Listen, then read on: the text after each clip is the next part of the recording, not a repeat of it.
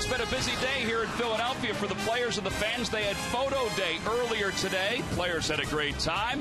And then they had baseball against the Atlanta Braves. Not so great a time for the Philadelphia Phillies as the Atlanta Braves walked away with a 10-3 victory. So they took game one of this day-night doubleheader.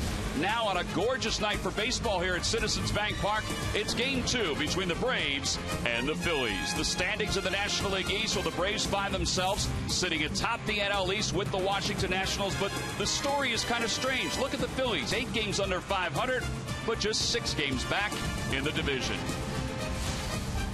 Hi, everybody. I'm Tom McCarthy, joined by Mark DeRosa, who played a lot of games in this city as an opponent against the Phillies. Also played a lot of college football here in this city. All right, Freddie Freeman's been a big story for the Braves. He was earlier today, and he's been this entire year. Yeah, Freddie's their offensive force. He's kind of their stabilizer. This is a team with swing and miss capabilities up and down their lineup, and he's one of those guys. Since 2012, you look at it, he's ranked second in runs, RBIs, extra base hits. They'll only go as far as he'll take them. Pretty impressive start for Freddie Freeman. We'll see if he can continue that here tonight. All right, now for the Phillies. Jimmy Rollins, the all-time hits leader. He's been a mainstay for this team. They're going to need him to keep on rolling if they're going to roll. Yeah, J-Roll. I had the pleasure of playing with this guy in the WBC for Team USA in 2009, and when I got back on the plane, I already knew he was a great player, but I didn't realize all the things he could do. He brings 5 tools to the table, and we'll see if he remains a Philly going forward. Well, he's playing Gold Glove shortstop. There's no doubt about that this year in 2014. Tonight, it's Game 2 of the NL East day-night doubleheader between the defending division champs Braves, who look to stay atop the race, and the Phillies with proud World Series winning veterans. They look to hang in contention. It's coming up next. Baseball Night in America, right here on Fox.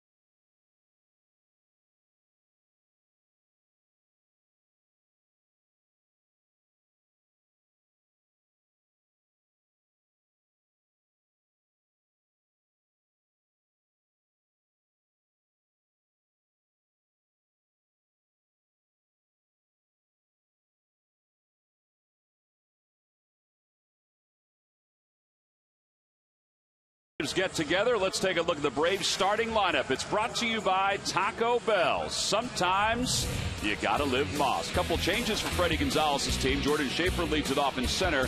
Andrelton Simmons, the shortstop, bats second. Then Freddie Freeman and Justin Upton.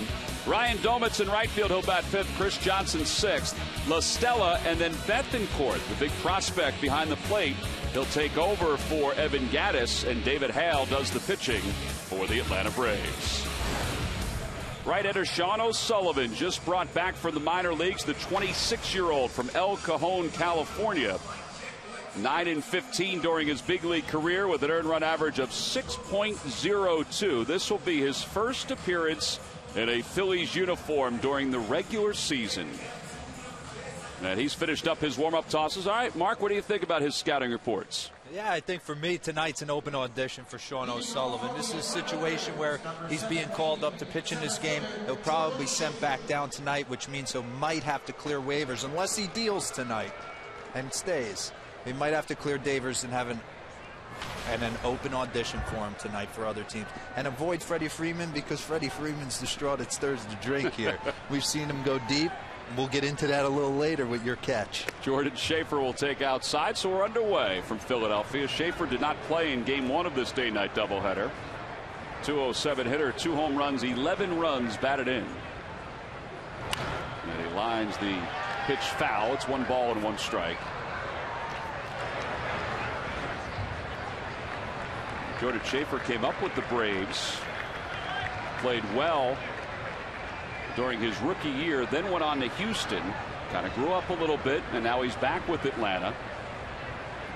Swing and a miss, 1 ball and 2 strikes. Yeah, Jordan's one of those guys. He's trying to learn who he is, you know, and find out his strengths and weaknesses. He's had opportunities to play every day, and now finds himself in a reserve role. Pretty good defensive outfielder, which certainly helps Freddie Gonzalez. Ground ball right side. Howard tries to make a sprawling play, and it's off his glove. Ryan Howard did not have a particularly good game one. They've scored that a base hit. That's a nice official score right there. That's probably an easy ball for the second baseman to handle, but Ryan wants to get over there. Probably didn't have to dive. And Jordan Schaefer's happy. Well, game one, it was a tough inning for Ryan Howard. This one went right through the wickets. The Phils had a 2-0 lead at that point. And then later on in the inning, off the heel of his glove, Justin Upton was safe. Turned out to be 2 unearned runs scoring in that inning, and then the Braves sort of opened it up in the 6th inning. Yeah, and just as easy as you can go into slumps at the plate, the same thing stands for the field. Schaefer goes. The throw by Rupp goes into center field. And it's backed up by Ben Revere, so stolen base. And that's his 11th stolen base of the year. He's yet to be caught. Yeah, he got a great jump. O'Sullivan probably should have picked over, let him know early, and Jordan didn't even realize that ball ended up in center field. So runner in scoring position for the Braves right out of the chute here at the top of the first. Simmons hitting .253 with 5 home runs and 22 runs batted in. Fouls it away, and it's 1 ball and 1 strike. Yeah, but you look right there. He was trying to push the ball the other way, which is a nice sign. You don't want to give up a power bat and bunt right here, but at least he's trying to work the ball the other way. I guess he figures he's got Freddie Freeman behind him, then Justin Upton, some of the run producers. And it's always good to get an early lead. Huge.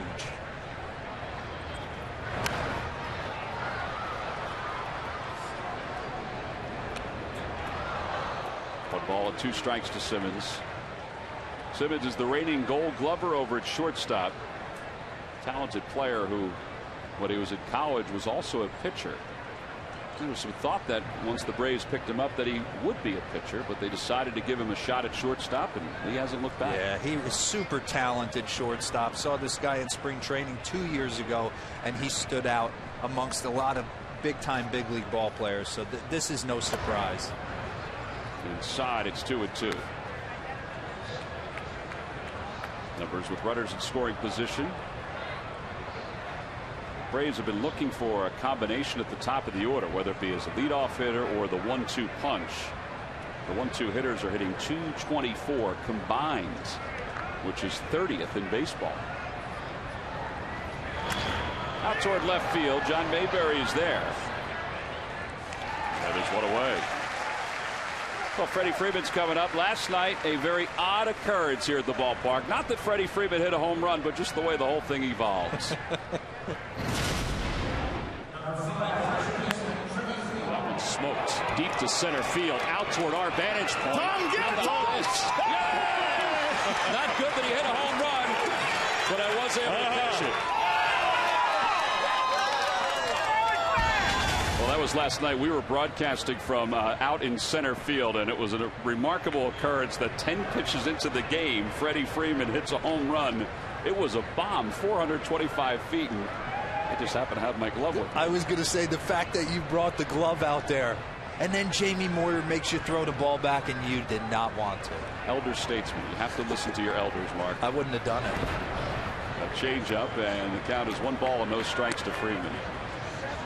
You caught it a little deep. It was a little in the palm. Did that hurt your hand? It did hurt my hand. Yeah. There's very little padding left in the palm of that first baseman's glove. It's like 30 years old. Pretty cool moment, though. Unbelievable. 1 ball and 1 strike to Freeman. And there's a situation early where Freddie Freeman should be hitting with a man on third. Simmons doesn't have a productive at bat flying out to left field. If he can work that ball the other way and give Freddie an easy RBI opportunity. Freeman has 41 runs batted in so far this season to go along with the 13 home runs. Breaking ball hit on the right side. Cesar Hernandez in shallow right, and there are 2 outs. Schaefer goes to third. And Justin Upton's coming to the plate. All right, how about butterflies for Sean O'Sullivan, a kid who's been in the big leagues before, but this is his first opportunity in 2014.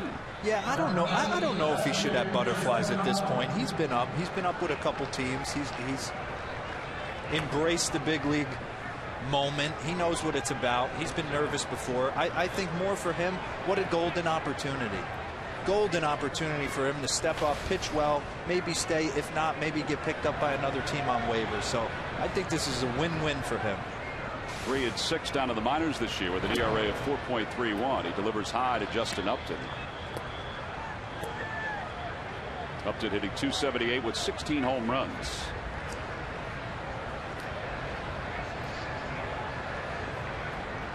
Upton had 2 hits in game 1 of this day-night doubleheader. 3 runs batted in.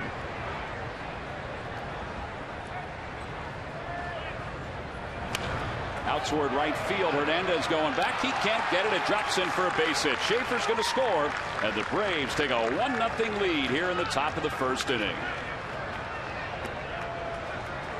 Well, it's time for tonight's Keys to the Game, brought to you by the Lincoln Motor Company. Yeah, I think for me, Atlanta, they got to keep their offensive flow. They're 6-3 on this current road trip. They have a chance to win back the back end game of a doubleheader and be 7-3 going into tomorrow.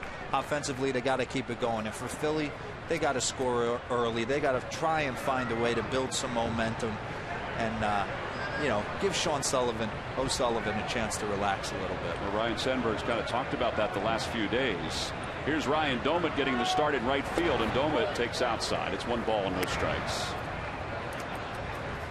Doumit has become a very versatile player as his career has moved on. Yeah, and usually you don't see a team carry 3 catchers, but the Braves have done it from day 1, and it's worked. I think it helps that he's a switch hitter and can play a little outfield, play a little first base too, if need be. He did not play in the first 2 games of this series.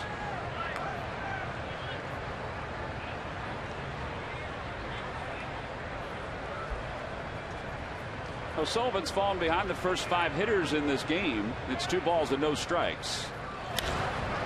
Fly ball toward the left field line. Mayberry has a read on it. He's under it, makes the catch, and the side is retired. The Braves do strike first. An RBI single for Justin Upton. Phillies coming up when we return.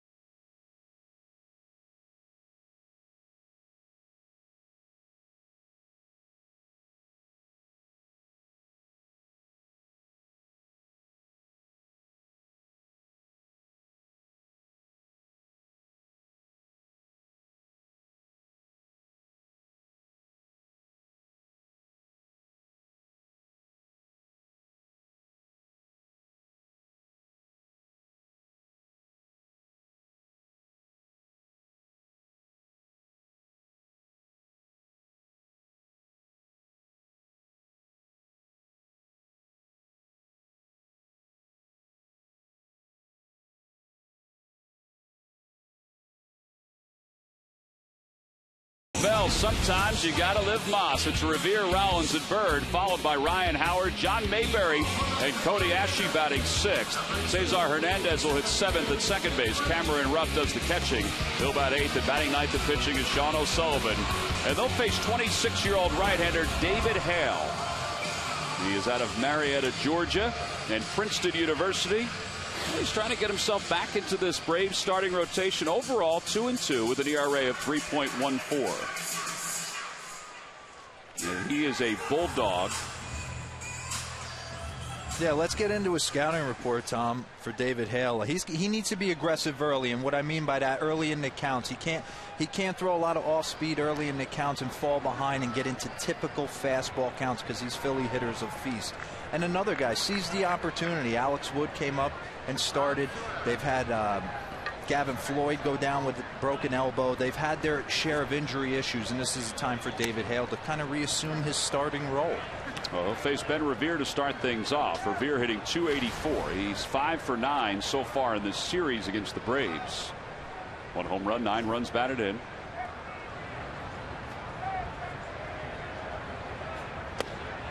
That's in there for strike 1. It's 1-1.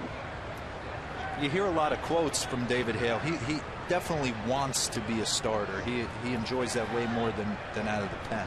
Well, in the minor leagues, he started for the most part, but he also got a chance to relieve, which sort of helped him settle into this relief role at times for the Braves. You know, they kept him on the postseason roster last year because he was able to sort of be a swing guy, be a transition guy a little bit too.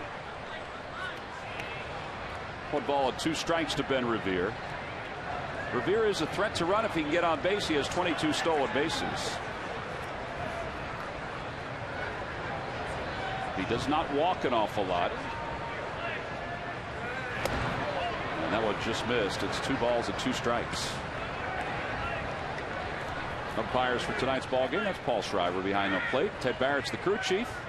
Will Little's at second base, and Sean Barber is around at third.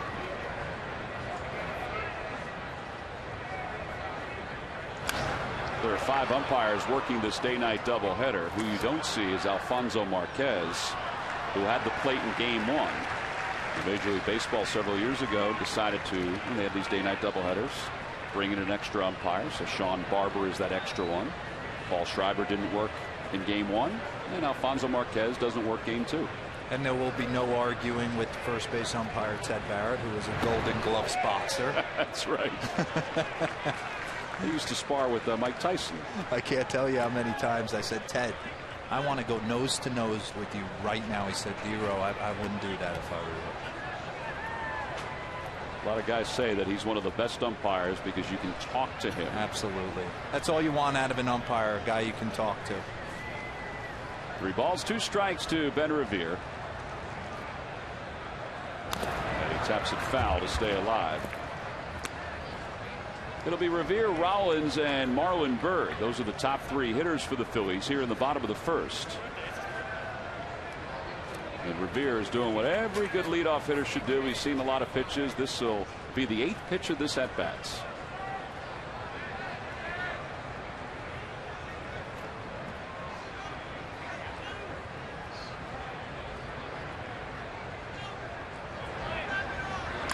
Chopper right side, and Tommy LaStella throws out Ben Revere. So 1 away here in the bottom of the first. Well, Freddie Gonzalez did a nice job when he was in Miami as their manager, and has really transitioned as the guy to fill the shoes of Bobby Cox in Atlanta. 321 wins since 2011, the most in Major League Baseball.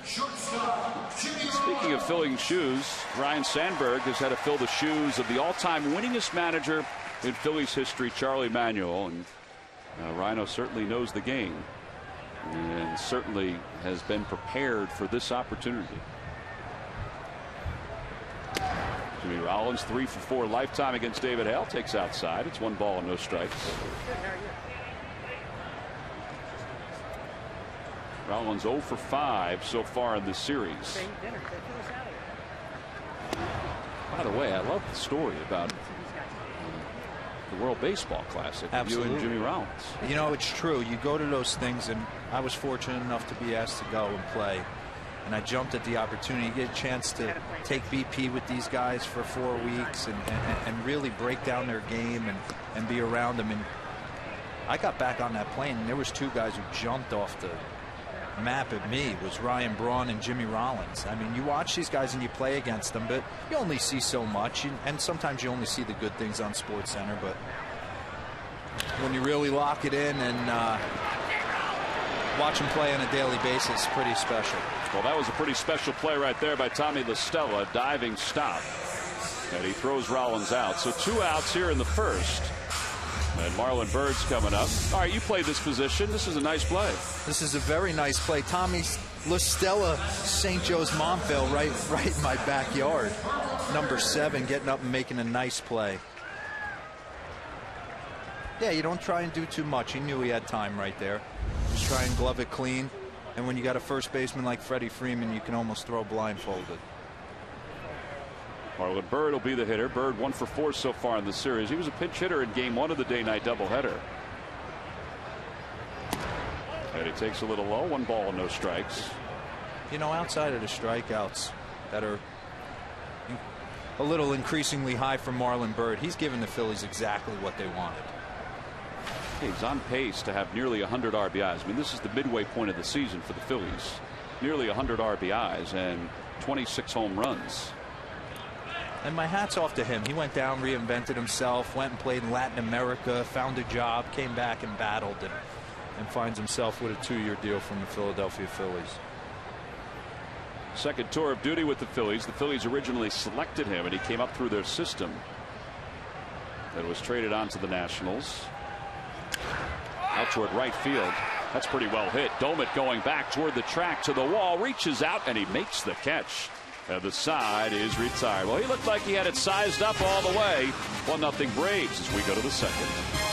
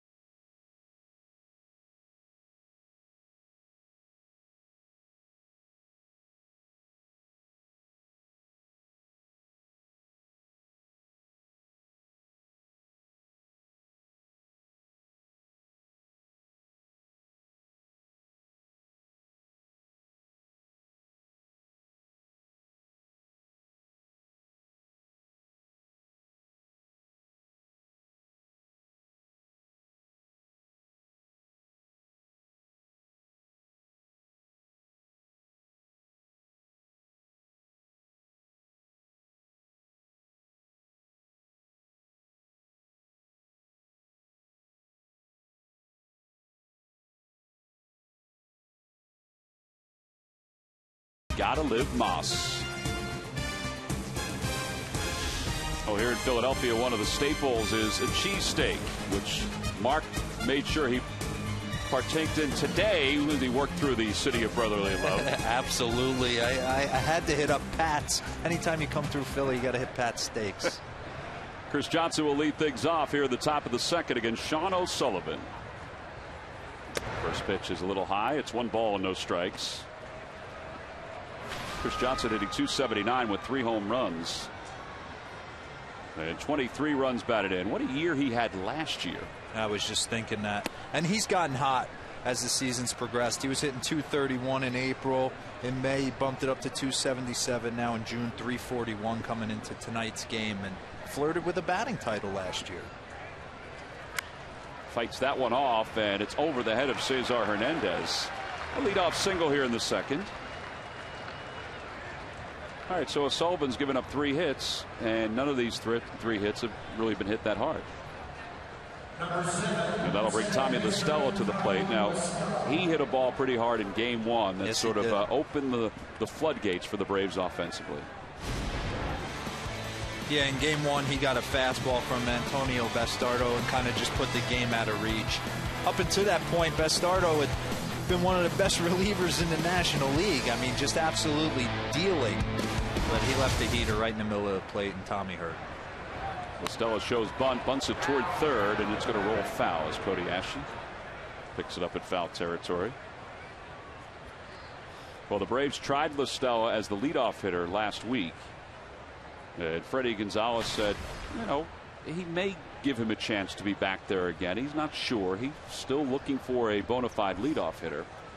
But he said he got a chance to see La Stella during spring training for the first couple weeks, and he said all of the reports from his player development staff he saw come true during those couple weeks of spring training. No, that's not, and that's what the Braves are known for. Their scouting department, what they've been able to do. I mean, the character of the individual they draft. I saw it when I was in the organization. You either fall in line with the way the Braves do things, or you're out of there. So balls and 1 strike to La Stella, hitting .265 here in the big leagues.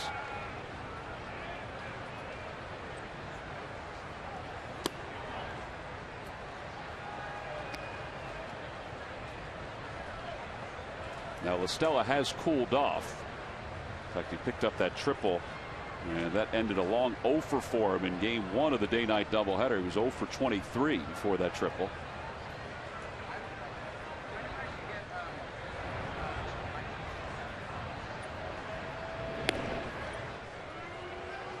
Talked about him getting off to a hot start. 333 in the month of May, 259 here in the month of June. Yeah, I think for me, first off, it's hard enough to come to the big leagues, and let alone be asked to kind of be the igniter for an offense that is floundering a little bit. Not an easy task, but I think he's done an excellent job. And also, I'd like to make this point. It's not as if Dan Uggla has been traded or is hurt. Dan Uggla is sitting in that dugout, and I don't care what young guy comes up. When you come up into a clubhouse and the guy you're taking the job of is sitting there, not easy. So hats off to Tommy La Stella on a lot of fronts. Ground ball to first. Howard has it. There's one. Rollins' relay to first is in time. A 3-6-3 double play. That's the double play the Phillies thought they would be able to turn in Game 1. That went through the legs of Howard in the 4th inning.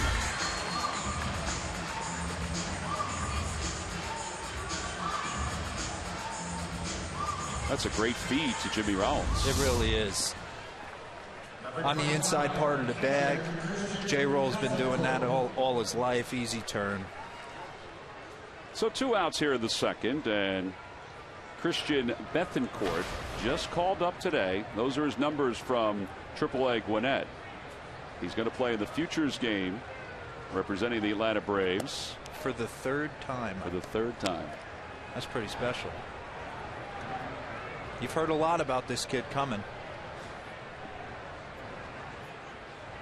Evan Gattis has been bothered by back spasms. He started last night, got 1 at bat, and then was taken out of the ball game.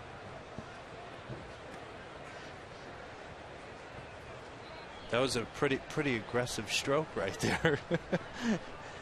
Yeah, I mean, just coming up through the minor leagues, this guy was a can't miss prospect. I don't think they definitely knew what they were getting in Gattis. Well, that was a heck of a play by O'Sullivan to retire Bethancourt. On to the bottom of the second here in Philadelphia.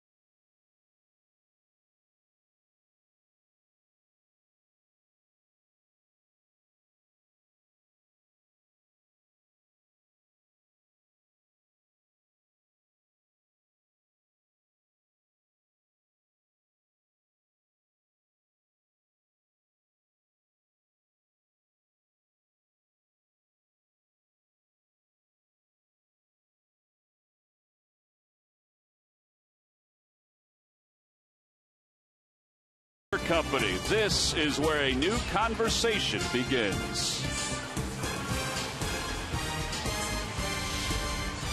Here in Philadelphia, along with Mark DeRosa, I'm Tom McCarthy. It's 1-0 Braves as we go to the bottom of the second. Ryan Howard, John Mayberry, and Cody Asche are the scheduled hitters for the Phillies.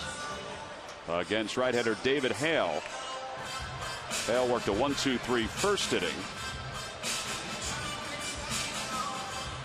We're joined now down in the dugout by Braves left-handed pitcher Mike Minor. Mike, thanks for joining us. We appreciate it.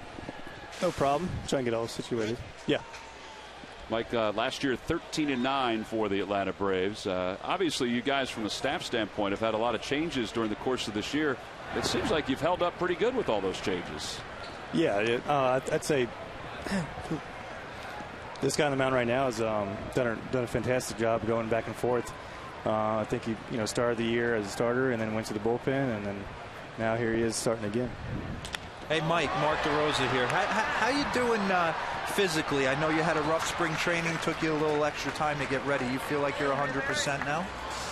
I feel good. I feel healthy. I just feel like I'm going back and forth of trying to find myself, find my pitches, and just trying to be more consistent every time I go out there. I just feel like one game I'm on, the next game I'm off. So just trying to get that rhythm back. Think about you guys too, Mike, is that there's a lot of youth in your rotation. You guys kind of feed off each other a little bit too because of that youth. And I know you got guys that are injured, but even the players, the pitchers that are in there right now. Yeah, I think so. Julio sets the tone. Seems like every week, and then you try to do the same thing as him. It's not working out really because he's dominating every game. But yeah, I mean, we have a young staff, and I feel like we're all pretty competitive within each other. Hey, Mike, I've heard a lot out of David Price. I've heard a lot out of Sonny Gray, but I want to hear Mike Minor give Vanderbilt some love for winning the College World Series. Yeah, I've seen those guys are all over Twitter and everything, all over the internet, doing their quotes and stuff. But it's awesome. I feel like whenever I came in and 07, Price was already there for a couple years, and they had a couple winning seasons. But since then, I feel like it was a matter of time. Just we were ranked first almost every week in 07 with David and Pedro and Ryan Flaherty. We had a lot of guys that could do some damage and could pitch. So I just felt like it was going to happen just sooner or later, and it finally did. And it's great for the program, the university, and Coach Corbin. 1 ball and 2 strikes to John Mayberry. Mike Minor joining us here in Philadelphia. Were you watching the game? Did you get a chance to watch any of the? Because it was a great game as Mayberry lines that one in the left field for a base hit. A 1-out single. Did you catch any of the College World Series? Yeah, I caught a lot of it actually. I caught the last game because I was switching back and forth between ours and theirs because I got to go home a little early, starting the next day game. We had a night game that night, so I was fortunate enough to go home and be able to eat dinner and split back and forth and watch the game. What does Mike Minor do in between games of a day-night doubleheader? Are you a card player? Are you a video watcher? Are you a cheesesteak eater? What are you, Mike Minor? Card player. Usually play some cards. I've only been in the big leagues for a couple years now, but I'm already getting a little tired of the cheesesteaks. Don't say that around here. They were really, really good at the beginning, and then now it's kind of it doesn't have that taste of every time I came to Philly it was oh man, the cheesesteaks. It doesn't have the same taste. Well, there's a lot of people here in this ballpark that might disagree with you there, Mike. Yeah, I'd say so, probably. 1 ball and 1 strike to Cody Asche. Asche hitting .255 with 4 home runs and 24 runs batted in. How is it to work with Roger McDowell? He was such a character as a player. How is he to work with as a pitching coach? Yeah, I think he has his times of when he can be serious because he's obviously he still clowns around a little bit, but he knows when to work and when we want to work and answers all the questions. He's a pretty bright guy when it comes down to attacking hitters and what to throw, and even in the bullpens when you're trying to figure out a new pitch or get some movement on your ball, he seems to always have the answer. Mike, how's the transition throwing to Evan Gattis been? I think to be honest, it was different. coming from Brian McCann and David Ross and some, those veteran guys that've been around the league and have faced the guys, pretty much every year. So there wasn't, with those guys, there was not a lot of questions. It was kind of you just trusted their stuff and what they put down, and you just threw it. With me and Evan, and I think the rest of the staff, you kind of have to bounce the ideas off each other and have a game plan and kind of try to stick with it before we go out there. And then even in between innings or during the inning, if he has to come out and talk, we just try to figure it out, each batter. He talks about that too, because people always ask him about the meetings, all the meetings you guys have, and he said, listen, I haven't caught a whole lot during my professional career, so it's going to take me some time just to kind of get used to the flow of the guys too. Right.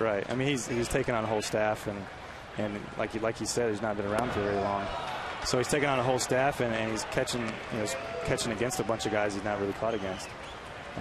So everybody has different stuff. We're throwing them, left-handed, right-handed. Some guys got better sliders or curveballs or changeups, and he's just trying to figure it out as we're going through it. He's one of the largest human beings I've ever seen. Just walking yes, past, for sure. He is gigantic. For sure. And not even try. He didn't even try. Well, Mike, we appreciate it. Continued success, and we'll hopefully catch up with you again down the road. All right, thanks, guys. All right, Mike Minor joining us here in Philadelphia. Mike will start on Tuesday against the Mets. 2 outs here in the bottom of the second. Freddie Freeman will go to second to retire John Mayberry. 1-0 Braves on top. Baseball Night in America will return after these messages and a word from your local Fox station.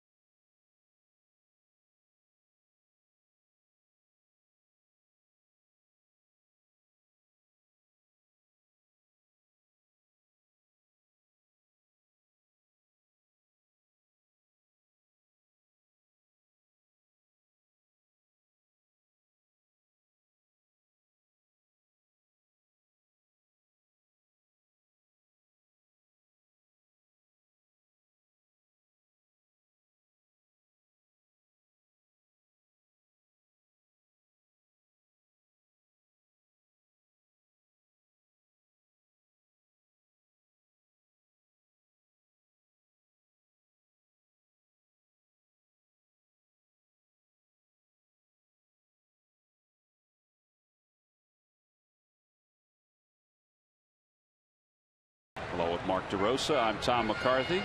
Sean O'Sullivan going back to work against David Hale. David Hale hitting under 100 this season. He's 1 for 11. First pitch is outside. It's 1 ball and no strikes. Now David, of course, is from Princeton University, where he was a recruited shortstop who played left field, who hit .291 with 7 home runs and 46 runs batted in during his collegiate career. Yeah, I read a little bit on David Hale last night. His dad was an aerospace engineer, and he goes to Princeton. Yeah, he's a pretty bright guy. I think he's going to pick up what anyone's putting down right now. Well, you went to the University of Pennsylvania. I tricked him. On the outside corner, it's 1-2. So his head coach, Scott Bradley, who's still the head coach at Princeton University, He and his assistant coach always make fun of David because he's 1 for 11 this year, and he's no longer the hitter that he was as he goes down on strikes. He said, you know, I haven't really worked on it as much as I worked on my pitching. First strikeout for O'Sullivan. And Jordan Schaefer's coming up. Just concentrate on the pitching, David. Greg Maddux always used to say to us, you guys had your choice in Little League. You chose to hit. Don't blame us because we play once every 5 days. Well, Schaefer reached on an infield hit his first time up off the glove of Ryan Howard. And then he stole second and eventually came around to score the game's only run.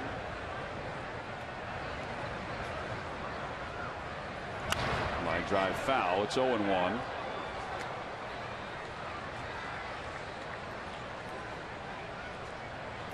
Sean O'Sullivan is not a strikeout pitcher. He has 1 strikeout here tonight. He is a contact guy. His fastball will top off in the low 90s.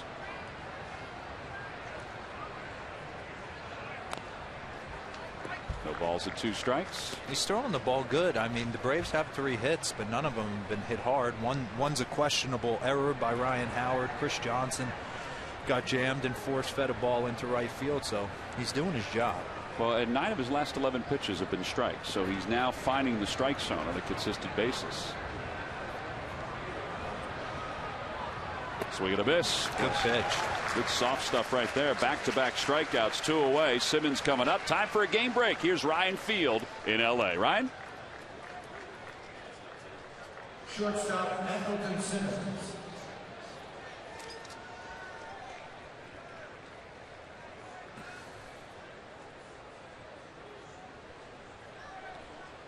All right, Ryan, we appreciate that. It's a day-night doubleheader in Chicago. They're not playing tomorrow. That was something that was decided during the offseason. Kind of interesting that the Cubs and the Nationals won't play a Sunday game. As Simmons fouls one back, it's no balls and 1 strike. Take a look at the standings. The Braves and the Nationals tied at the top spot, 42 and 38. You played in this division. You've ever seen the division like this? I've never seen it like that. It always seems that 2 teams kind of separate themselves, at least when I was here, and then we would finally, for the most part, when my early years with the Braves would kind of take over. Eerily similar to how Philly, when these guys first came up, the Rollins, Utley, Ryan Howard run. Kind of makes every team in this division kind of in a quandary. What do you do? Exactly. Simmons takes low. It's 1 ball and 2 strikes. I think the Phillies are in, Tom. I really do. I know a lot of people, they're the one team that is an enigma for a lot of people. Do they buy? Do they sell? What do they do? They have two or three starting pitchers that, when they get going, can really do some damage. So I think they're in. Well, they also have Cliff Lee, who potentially will be back very soon. Lee threw a simulated game yesterday and felt very good after throwing that simulated game. They're hoping for 1 more, kind of give him a chance to throw some BP to his teammates and then see what happens. Maybe go out to a rehab assignment. But you come into a series and you get Cliff Lee, AJ Burnett, Cole Hamels with the bullpen they've been running out there. Why wouldn't they believe they're in it? Just have to get a little more offense. They need guys like Cody Ashe, Dominic Brown, John Mayberry Jr., the peripheral players. They need to step up. 2 balls, 2 strikes to Simmons. And another chopper foul.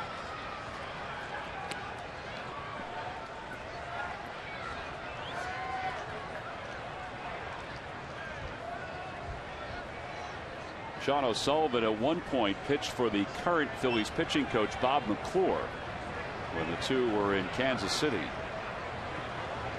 Part of the reason why O'Sullivan was invited to spring training with the Phillies. A little familiarity. In fact, O'Sullivan used to have this sort of hesitation in his motion when he delivered, and Bob McClure kind of took that hesitation out when they were with the Royals.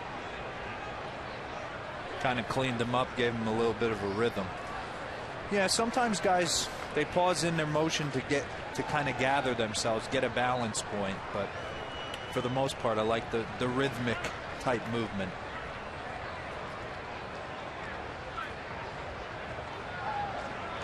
There's Bob in his first year as the pitching coach for the Phillies.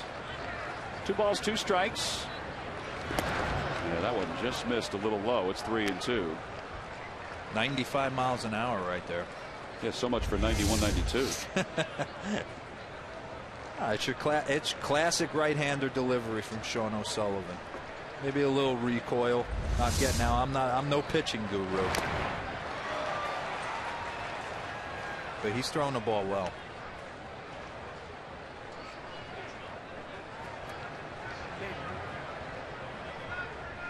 Well, there's the spots in this at bat in our Fox tracks. Simmons has fouled off one pitch after another. This will be the 10th pitch of this at bat. Those are the pitches that he's thrown. The red is the fastball. Down the right field line, that'll slice out of play. And here's where, if I'm Andrelton Simmons, I tip my hat if he can throw a changeup for a strike, because I got Freddie Freeman on deck, the best hitter on my team. I know he doesn't want to walk me, so I'm sitting all over a fastball right here.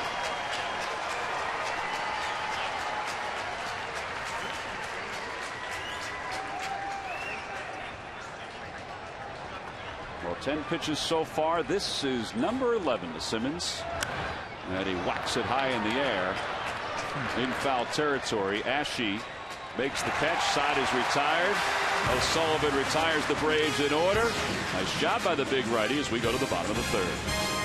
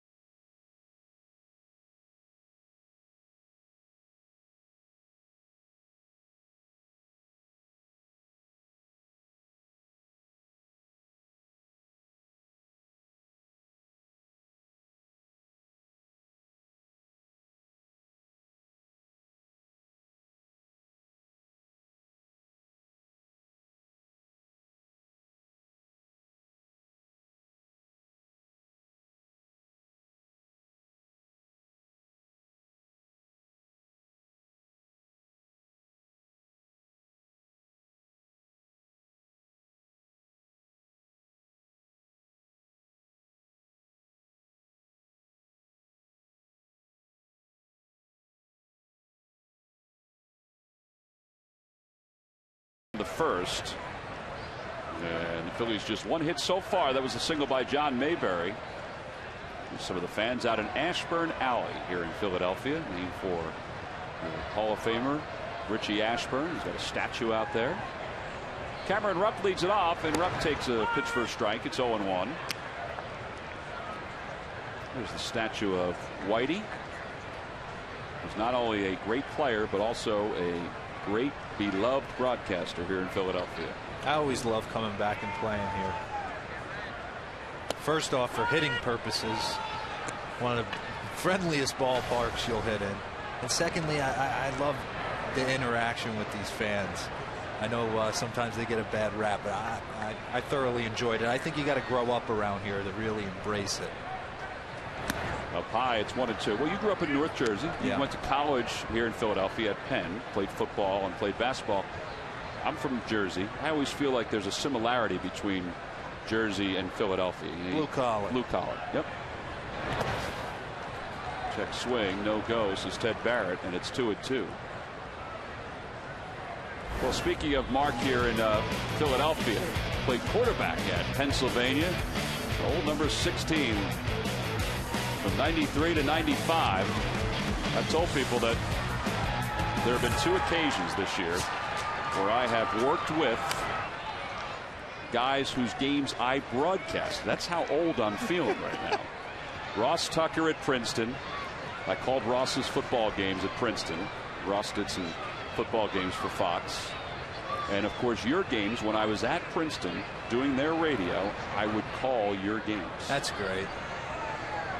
That is great. God, I looked skinny back then. God, I had hair back then. 2 balls and 2 strikes to Cameron Rupp. I walked the campus this morning. I got up this morning and walked the campus. Grabbed a cup of coffee and walked Locust Walk. My, has it changed? Beautiful. There you go. Rupp lines one to center field. That's his first hit of the year. So he's aboard to lead off the third.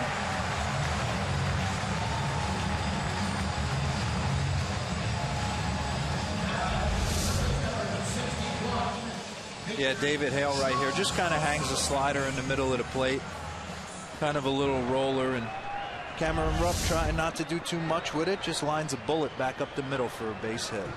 Cameron Rupp doing the catching tonight. Coy Hill caught game 1. Carlos Ruiz, the very talented Phillies catcher, is on the 7-day disabled list with concussion symptoms.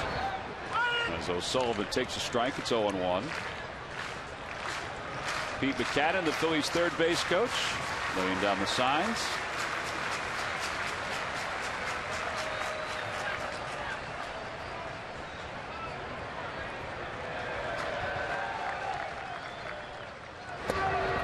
Looked like he jabbed at it, and it's no balls and 2 strikes.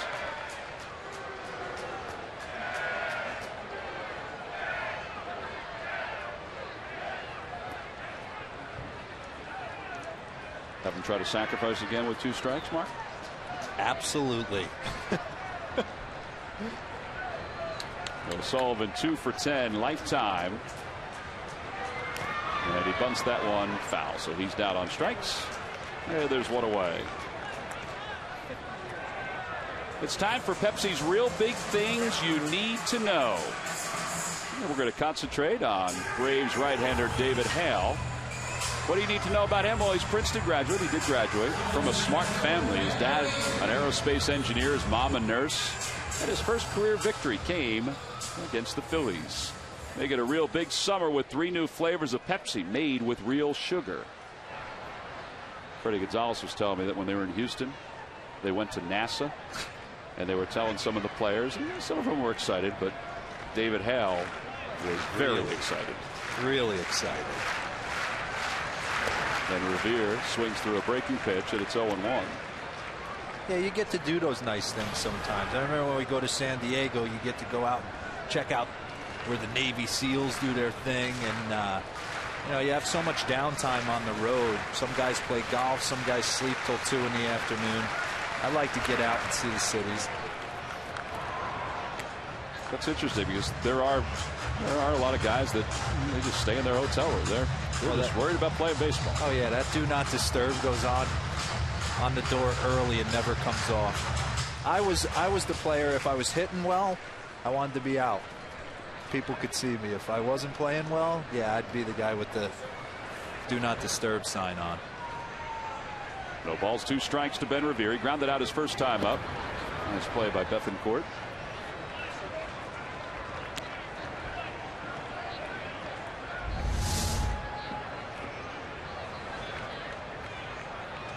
He just seems soft back there, Tom. Bethancourt just really looks nice defensively. Got a nice swing off his first at bat.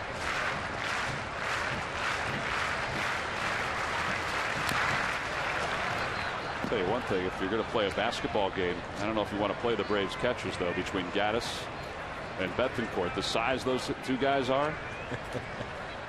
And he's listed at 6'2". He's lanky, though. He looks like he's taller than that. And Gaddis, to me, when you walk past him, Gaddis looks like Jim Thome. He's just a big guy. Gaddis is one of those guys who walks by you, you don't say a word. You don't say hi, nothing. You just let him walk by. 2 balls and 2 strikes to Revere. Jimmy Rollins is on deck for the Phillies. 1-0 Braves here in the bottom of the 3rd.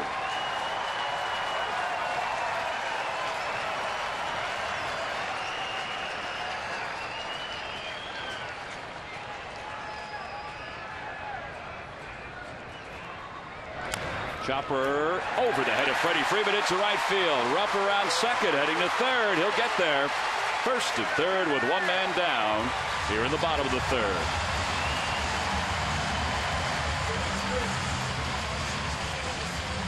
Sixth hit of the series for Ben Revere. And that'll bring Jimmy Rollins to the plate. Well, how about the career that Jimmy Rollins has put together so far in a Phillies uniform? 15 Major League seasons, 4-time Gold Glove winner, 3-time All-Star. Now he's the all-time hits leader. He passed that guy right there, Mike Schmidt. 2,247 hits, second in runs, MVP in 07, World Series champion in 08. Said the other day that he feels like the Phillies should have won 2 or 3 World Series championships. And I would agree with him. Yeah, J-Roll, I'm sure he never imagined, or maybe he did. I mean, I know I only speak for myself. I saw this guy on the backfields early. Then Revere swipes second. That's his 23rd steal of the year. Ben Revere letting the youngster know, I'm going to go on you. He got a great jump. Quick transfer by Bethencourt, but they would have never got him. Even with a great throw, Ben Revere had that bag stolen. Hands in, tag is applied, and he kept his hand on the bag as his foot arrived and then popped that up. Back to J-Roll, the things he's been able to do in his career, seeing him on the backfields in Clearwater early in his career before he was even in the big leagues, to think he was going to shatter all these records and topple a man by the name of Mike Jack Schmidt. Yep. I mean, that's unbelievable. So hats off to J-Roll. Back on June 14th, he entered the Phillies record books. His 5th inning single off Edwin Jackson was number 2,235, and Mike Schmidt was here. He handed him his bat, sort of symbolizing the passing of the baton. 1 ball, 1 strike to Rollins. Runners on second and third. That one's in the air to right field. Going back on it is Domit.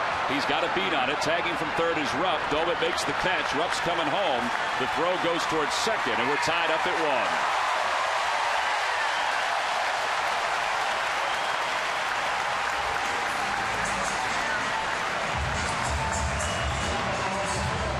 1. Just got out front of that one, but was able to drive the run home. Sacrifice fly for Rollins, his 31st RBI of the year. Yeah, just playing the game. Jimmy Rollins just looking for something he could elevate. A little slider in the middle of the plate. He's been doing that for a long time. 81st career RBI for Rollins against the Braves. This core group of Rollins, Howard, and Utley, they have remarkable numbers against the Atlanta Braves. Just as Chipper Jones had remarkable numbers, McCann did against the Phillies. As Marlon Bird takes outside. You run into teams, you just have their number. I remember with Chipper Jones, the New York Mets, it didn't matter. This guy was going to run out 2 or 3 hits. Yeah, Jimmy Rollins, Chase Utley, Ryan Howard's numbers against the Braves are Ruthian. 1 ball, no strikes to Marlon Bird. He taps it foul. It's 1-1.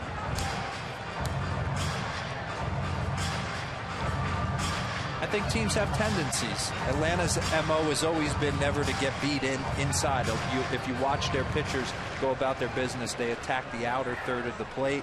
They want you to beat them the other way. And in this ballpark, Ryan Howard is capable of driving the ball out to left field as easily as he is to his pull side.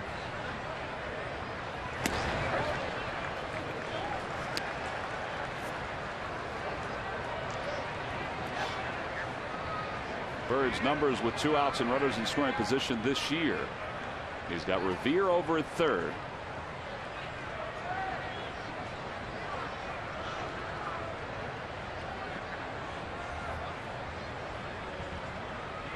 Outside, 3-1.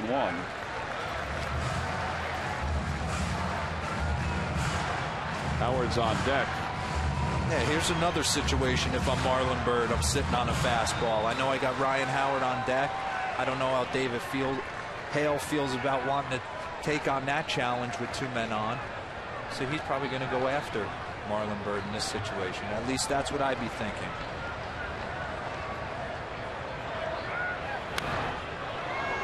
There it was. 92 on that fastball, and it's 3-2. Yeah, here's the fastball I was talking about to Marlon Byrd. Easier said than done. I mean, from up here, I would have hit that in the seats. That's the one thing I promised myself when I came up here. I'll never forget how hard it is to hit.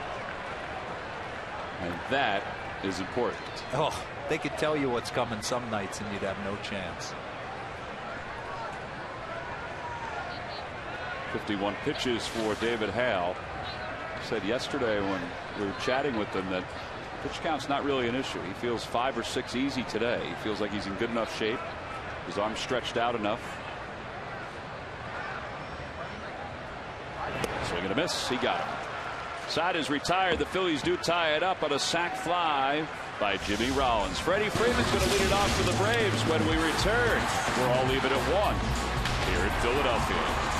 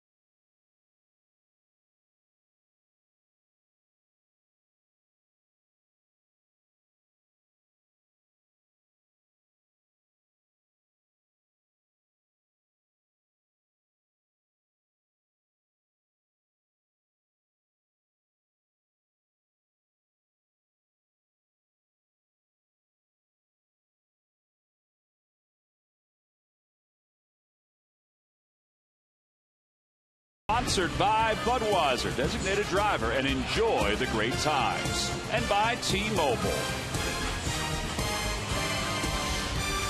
One of the great spots here in Philadelphia is Ashburn Alley. They kind of built that to make it look like the boardwalk along the Jersey Shore in some ways, with the stands, the food stands that are out there. We'll go to the top of the 4th. Freddie Freeman, 0 for 1, grounded out his first time up. Takes a breaking ball, and it's 1 ball and no strikes.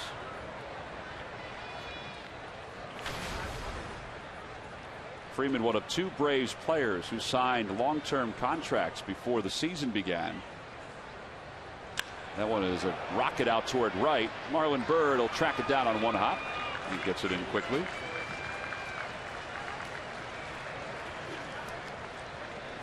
Next Saturday, it's a full day of Major League Baseball action, beginning with these Braves taking on the Diamondbacks on Fox Sports 1. Then it's Baseball Night in America on Fox as the Orioles take on the defending World Series champion Red Sox. The Giants take on the Padres, or the Rangers face the Mets. Our doubleheader begins next Saturday at 3:30 Eastern on Fox Sports 1 and continues at 7 Eastern on Fox. Got a couple teams that you played for on that list there. Absolutely. 8 of them. World traveler. Grass isn't always greener, but sometimes it is. Justin Upton. It's a fly ball to center field out toward the track. Revere is under it. He'll make the catch. Freddie Freeman thought about tagging, but he thought probably a little too late. And there's one away.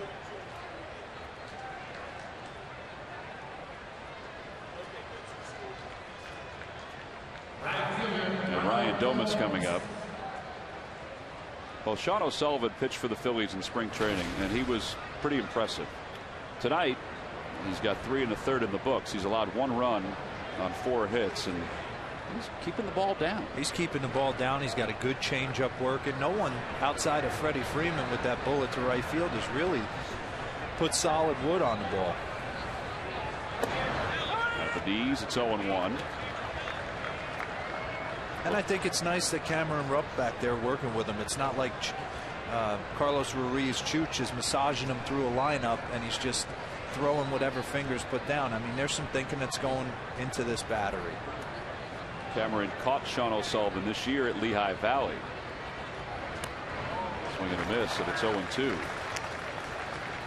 One of the things pitchers have talked about with Rupp behind the plate, and I'm sure O'Sullivan would echo this too, is he is a solid receiver. He doesn't move a whole lot, doesn't reach for the ball. Like his glove doesn't move at all. His target is solid behind the plate. It's huge. Defensive. If you get a catcher that can give you some offense as well, what a plus. But defensively, to watch these guys like Chuch and Yadi Molina and Buster Posies and these guys go about, Jonathan LaCroix, Brian McCann go about their craft, is pretty special. Extraordinary moments happen every night in baseball, and we watch this changeup right here as Doman goes over top of it. Those extraordinary moments include the 85th All-Star Game Tuesday, July 15th at 7:30 Eastern, 4:30 Pacific on Fox. 1 ball and no strikes. Chris Johnson singled his last time up. That's what Mark was talking about during this month of June, hitting .320.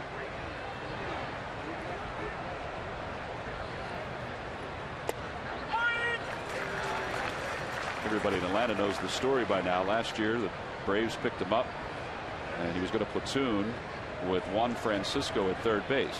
Johnson the righty, Francisco the lefty. He gives you the consistent at bats on a daily basis. That's the thing about Chris Johnson. I'm sure he'd tell you I could hit 20 homers if I was willing to strike out more and come out of my approach. He's got a very, very disciplined approach. Kids at home, if you're watching, this guy puts his front foot down super early and just tries to use his hands. So it definitely takes power away from his stroke, but you won't see him go through prolonged slumps. Wound up hitting .321 last season in 142 games.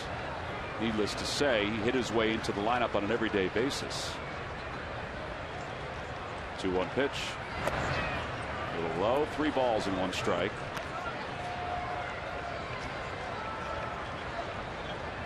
Tommy La Stella on deck.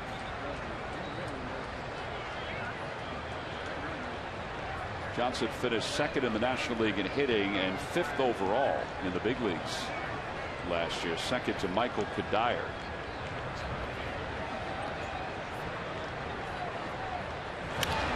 Out toward right field. It's not deep. Long run in for Marlon Byrd. He's there. Makes the catch, and the side is retired. No runs, 1 hit, 1 man left. The big piece, as they call it here in Philadelphia, is due up when we return at the bottom of the 4th.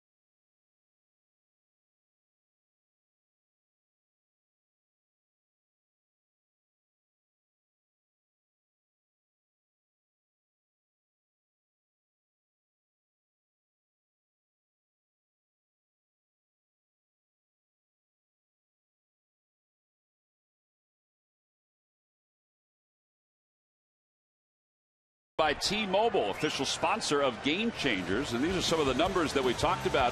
Ryan Howard, his career numbers against the Braves. It's like a season of numbers. 46 home runs and 129 RBIs. Yeah, you look at the back of Ryan Howard's baseball card. It's pretty impressive. I mean, he's run out some big homer totals until he blew his Achilles in that game decider against St. Louis. He's been a different player, but up until that point, man, he could put a charge in some balls. Well, this year 14 home runs, 51 runs batted in. His 46 home runs against the Braves is not the most overall. You know who the leader is in that category? It's a legend. Johnny Bench. Johnny Bench is correct. 52 home runs. He for whispered Johnny me Bench. the answer, everybody. I would have never known that. 3-0 pitch to Howard. Outside, ball 4.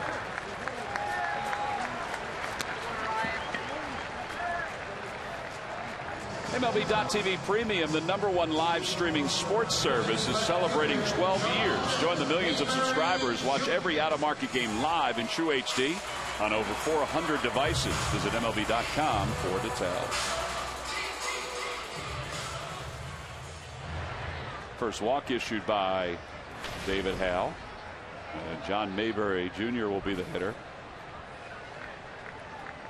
He singled his first time up. That's what I was saying earlier. One of these guys, John Mayberry Jr., Ashe, Dominic Brown, one of them's going to have to step up for them to get over the hump. 6 games back. You got to get Howard some pitches to swing at and deepen the lineup. There is Ashe, and Ashe, since he came off the disabled list, has been swinging the bat well. Mayberry's been given so many chances, and the way Dominic's been struggling, he may get some more chances here. 1 ball and 1 strike.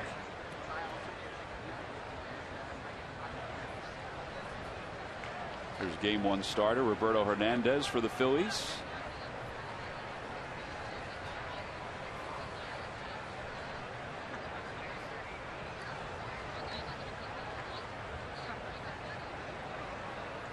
Chopper to third. Johnson has it to second for 1. And Mayberry, even with Freddie Freeman's remarkable split, is able to beat that throw. 5-4 on the putout at second.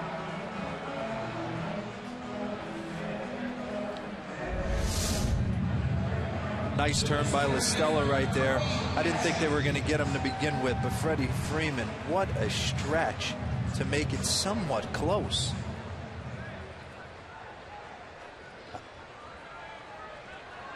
Tom, I don't think me and you could put our bodies in. I don't think so. I don't think we'd be able to get up. To that. Oh, to have young legs. Here is Cody Ashe. Ashe struck out his first time up.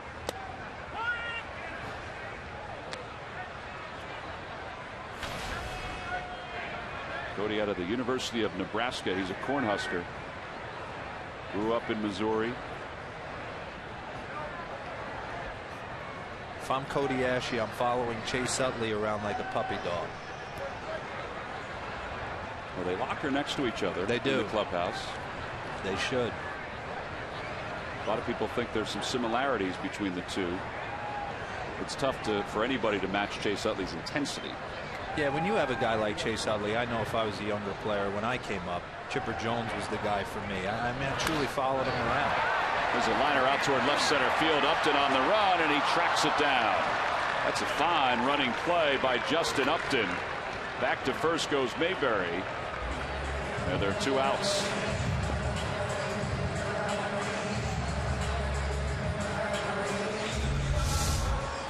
Yeah, right here, Cody Ashe puts a charge in one. That catches the gap. It probably scores a run, but Justin Upton, heck of a play. All about the jump.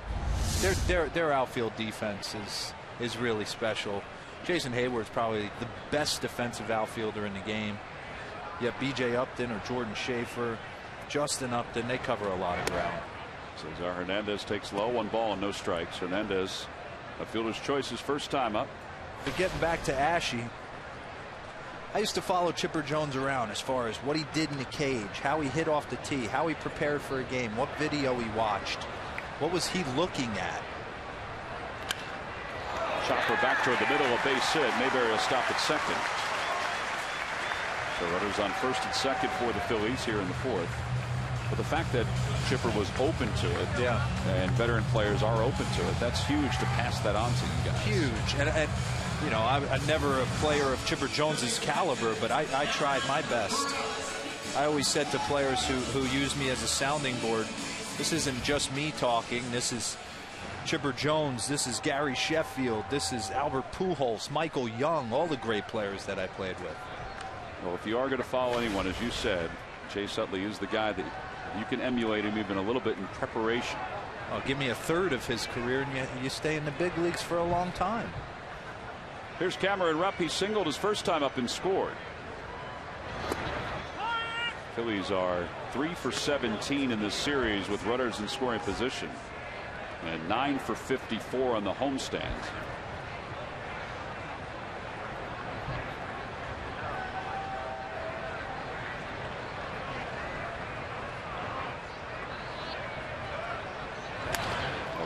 Towards short, picked on one hop by Simmons. He is so smooth. And the side is retired. Phillies leave a couple. We'll leave for the top of the 5th inning here in Philadelphia.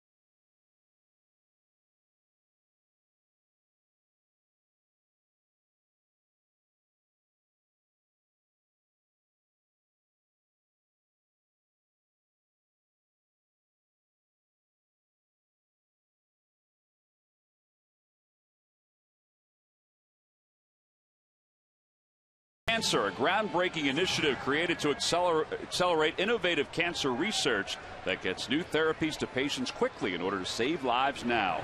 For more information, visit foxsportssupports.com.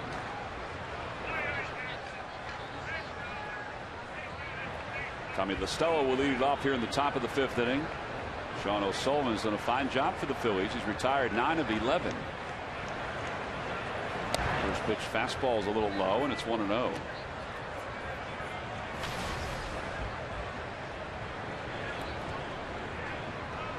Stella grounded it to a double play his first time up. Out toward left field, Mayberry on the run. It's over his head and it's off the wall. Stella on his way to second, and he's there standing. A leadoff double here in the 5th inning. It's his 4th double of the year. Tommy Listell, a fastball middle away, and drives it off the left field wall. Came into the first game of today's doubleheader in a big slump, but a bullet in the first game cleared the bases off Antonio Bastardo for 3 ribbies. Has gotten him going, and he looks good tonight. Now Christian Bethancourt will be the hitter. 0 for 1, grounded out his first time up.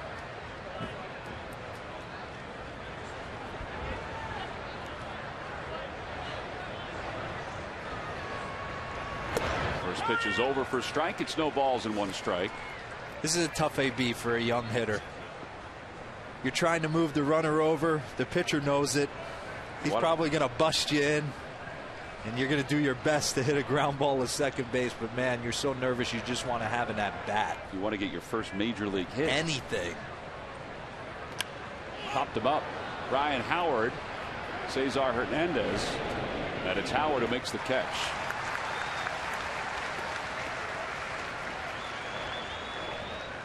Well, good pitch. O'Sullivan may have played into the anxiousness for Bethancourt.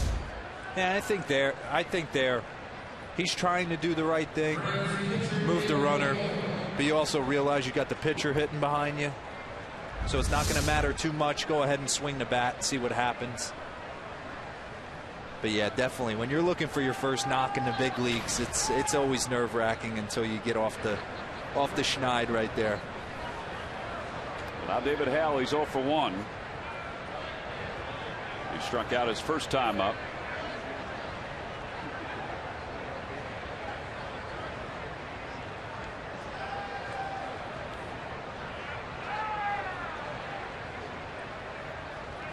First pitch is outside. 1 ball and no strikes.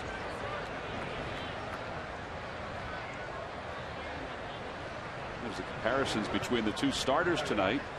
Man, if you would have come into tonight's game and told Freddie Gonzalez and Ryan Sandberg that these guys were going to give you 4 innings of 1-run baseball, they would have took it. There's no doubt about that. So they're doing their jobs. Past Terry Pendleton. It's 1 ball and 1 strike.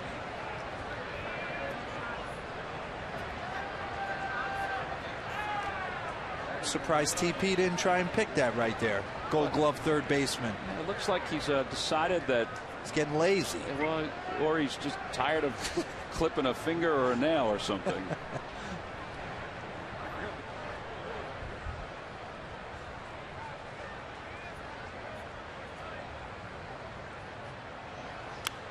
Out of play. 1 ball and 2 strikes.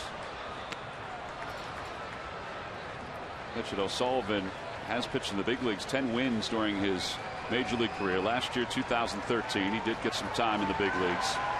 He also has a no-hitter under his belt in the minor leagues in 2009, a 9-inning no-hitter. Sometimes in the minor leagues, guys will throw 7-inning no-hitters if there's a doubleheader. Well, he's shown good stuff tonight. He's shown the live fastball. I know he hit 95 early in the game. That one's out towards second, caught by Hernandez. Good off-speed stuff, keeping the ball down for the most part. When he gets ahead in the count, he's putting people away. Well, you've been in this position before early in your career where you feel like you have to impress with every moment you're on the field, whether it be at the plate or in the field. I mean, in his case, trying to impress on the mound, I mean, there's a lot of pressure. It's not easy when you first come up. He's a little different case because I feel like he's had his time in the big leagues and he's not overwhelmed by this moment. He knows how special this is. But for a young guy, yeah, you just want to relax and slow the game down and let your natural ability take place. But that doesn't happen for a while. Until you get a meaningful hit that helps your team win a ball game or do something to help your team win a ball game, you do not feel like you're a part of it up until that point. Well, Jordan Schaefer was a part of the scoring for the Braves in the first. See the Braves numbers offensively. Average with 2 outs and runners in scoring position at 170. And that can't last. They're not going to stay in first place with that offense. I mean, kudos to their pitching staff and the depth of it and what they've been able to do. But there's going to be a regression to the mean as far as the pitching staff's concerned. You can't expect Aaron Harang to be a bulldog for you the whole year. They're going to have to find a way to generate runs.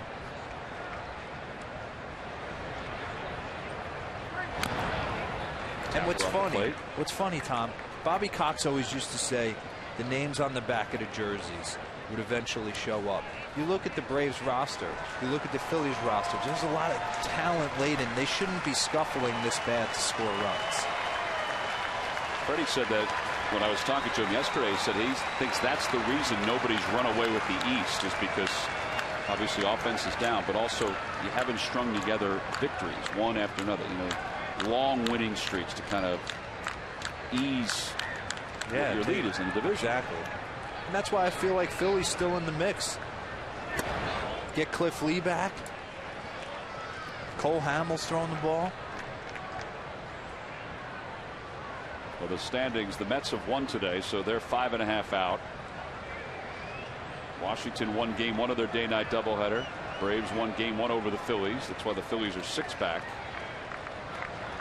Miami's in the 14th inning of their ball game. Outside, 3-2. It's a good fastball. 93 on the gun on that one.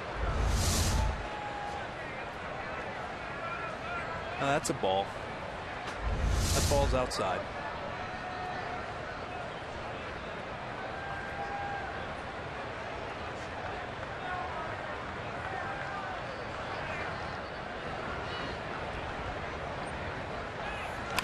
Out toward left field again. John Mayberry heading back. He glides under it, makes the catch. Side is retired. O'Sullivan does a heck of a job working around a leadoff double. We'll go to the bottom of the 5th, all tied up at 1.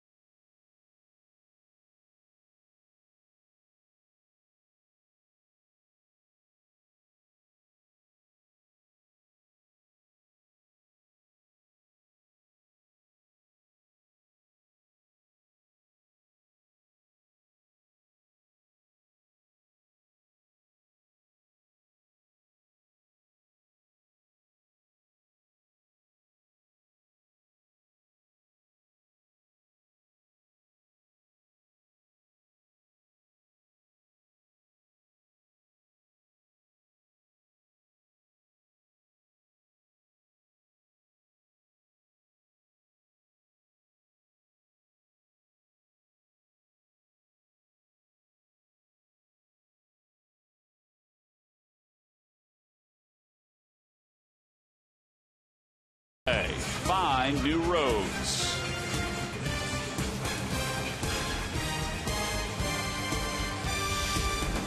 Well, it's a nice night here in Philadelphia. It's one of the great settings right there from behind home plate. You see Center City, Philadelphia. Little twilight going on. You don't see that. You don't see that from down in the dugout. You don't. You do not get the view that I have up here. It's absolutely beautiful. O'Sullivan leads it off. He takes a strike. It's 0-1. It's for the fans, Mark. The fans get a chance to absorb the ambiance. O'Sullivan struck out his first time up, so he's 0 for 1. Chopper to second. Ooh. Costello makes a good play. 1 away. Nice pick right there by Tommy La Stella.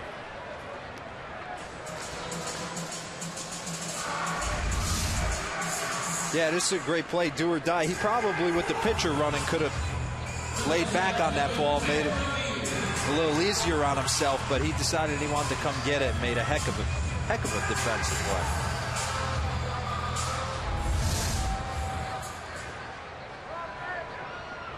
Oh, what away. Ben Revere's coming up. Revere 1 for 2. Revere singled his last time up. 286 hitter with 1 home run and 9 runs batted in.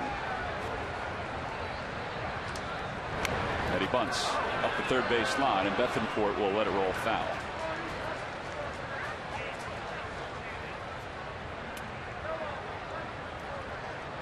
Ben Revere did not hit his first major league home run until his 1,466th at bat. That would have driven you crazy if it took you that long to get a home run. I would have went home before that. But I didn't have Ben Revere's wheels. It was a line drive just over the scoreboard here in right field. He said it was only a matter of time. And he said it's only a matter of time before I hit another one.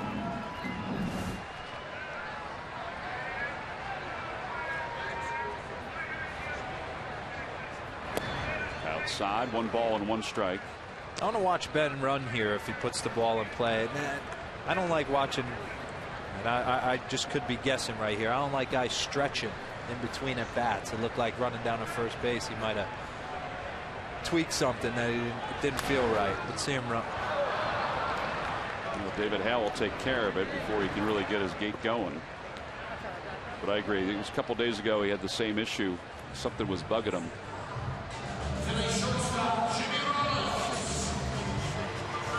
Now, he fouled the ball off his foot last year, which cost him the second half of the season. He had surgery.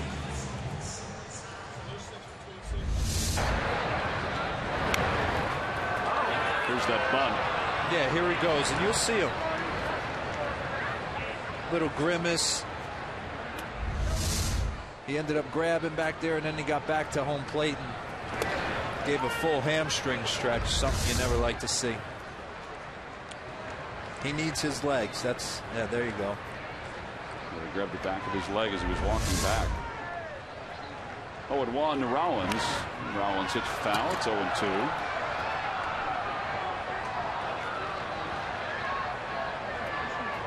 That's the beauty of baseball, though. Sometimes you can manage those things. Maybe not a Ben Revere, because you need him to steal bases and bunt and do those things that require speed. But you can manage the hamstring, the quad, the groin pull, the tweak, and still go out there and kind of massage your way through a game.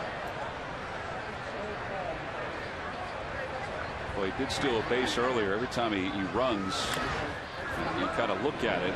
LaStella charges, throws on the run, and gets Jimmy Rollins, and the side is retired. Well, Tommy LaStella's gotten a lot of work here tonight. He had 2 assists in this 5th inning alone. We'll go to the 6th inning. Tommy LaStella is showing some pretty nifty glove work right now.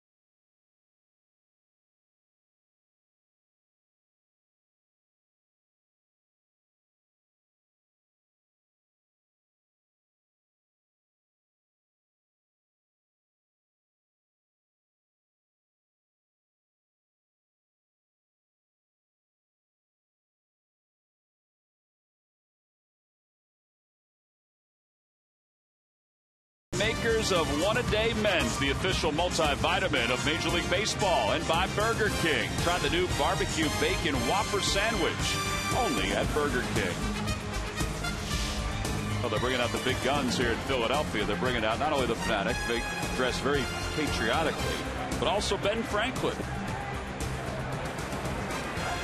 Always nice seeing Ben Franklin, especially being University of Pennsylvania alum.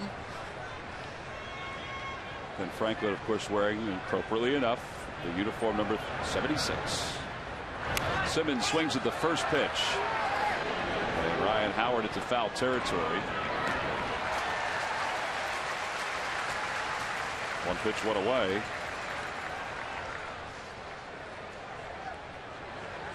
Phillies brought up O'Sullivan today. They said that he was the most consistent starting pitcher down in Lehigh Valley. A staff that included Major League veteran Brad Lincoln, who had been pitching very well, and newly picked up and fresh off Tommy John surgery, Jason Marquis.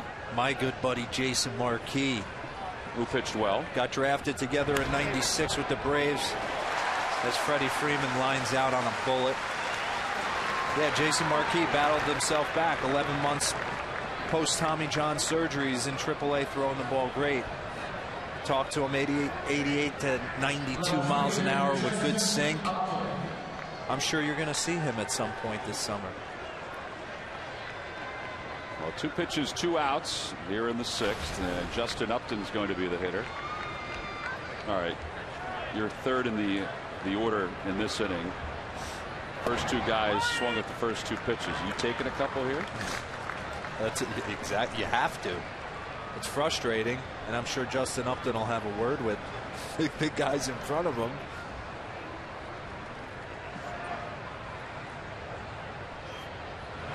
Swing and a miss. It's 0-2. Sean O'Sullivan throwing the ball exceptionally well.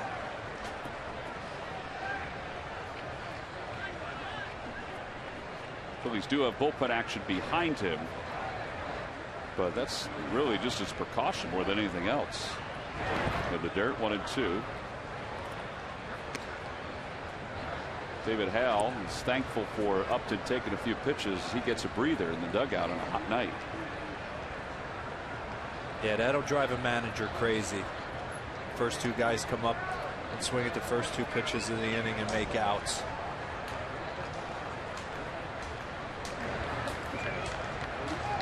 Justin Upton's having a good year. 16 home runs, 46 runs batted in. Braves acquired him before last year after they signed his brother. So the 2 guys get a chance to play together, and Freddie Gonzalez said they are 2 totally different guys personality-wise. Justin's a little more outgoing than BJ is. I don't care who you are. If you've played this game, it's hard to be outgoing when you're struggling the way BJ Upton's struggling. He's under a 5-year $75 million contract, and he hasn't lived up to it, and it's not easy, and it's tough to be as outgoing as you'd like to be. He's made the transition. You see those glasses he's wearing. He is wearing those to play now. It remains 2-2 to Justin. 6 pitches so far.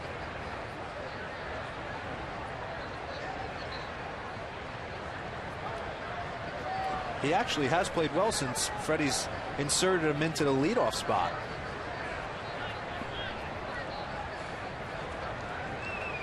He's got a little bit of a hitting streak going right now in that spot. Outside, 3-2 to Justin.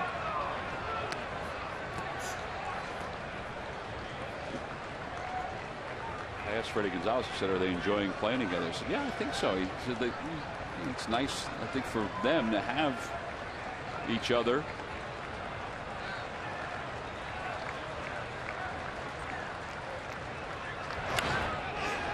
Popped him up. Foul territory. Ashe over toward the railing, and he can't get it. He tried to brace himself by the camera. He looked down at the last moment.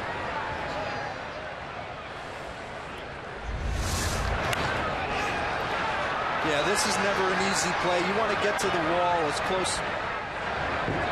Oh, he got up close and personal with that camera. Tough play. You want to try and get over. Get your wits about you and get over to the railing as quick as you possibly can. And I think that camera spooked him. Well, it gives Justin Upton a little life. It's 3 balls and 2 strikes. A chopper back toward the middle, and that'll sneak into center field, a base hit. So a 2-out single for Justin Upton.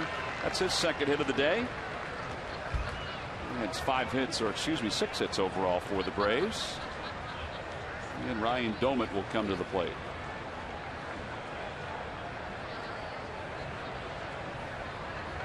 One of the things about Justin and BJ together is that they both can hit home runs, and they're going to eventually be the brother tandem that's hit the most home runs in a game. When one hits one, the other one's they're basically going to set that record. They did it earlier.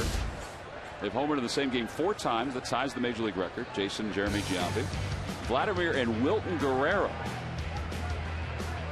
That's pretty impressive. Well, I just look at what an opportunity to have your brother there. What a sounding board for you to. I'm sure BJ really relies on him and talks to him, and no one knows him better than his own brother. Take him in the cage, and it's all about brutal truth in this game.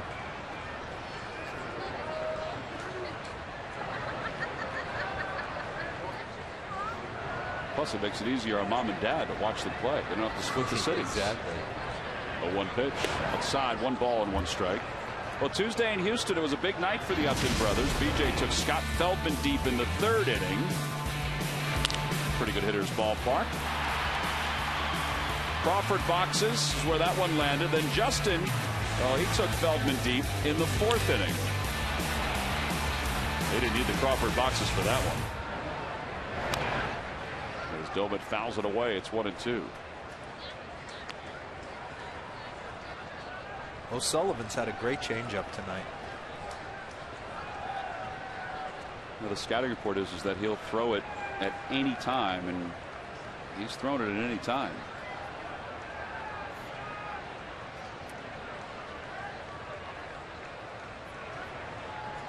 It's worked well with Cameron Rupp behind the plate.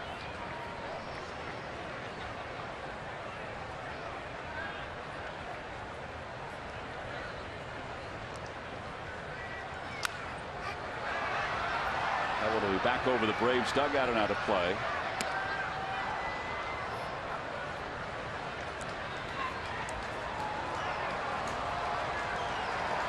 Goldman's taking a look at that bat, making sure that it didn't crack toward the end of it.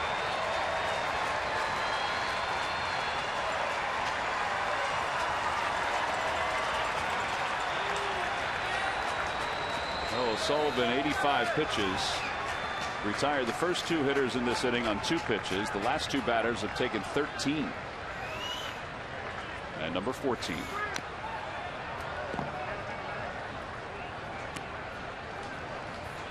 He gets through this inning unscathed. He's going to get a nice warm reception from these fans walking off the mound.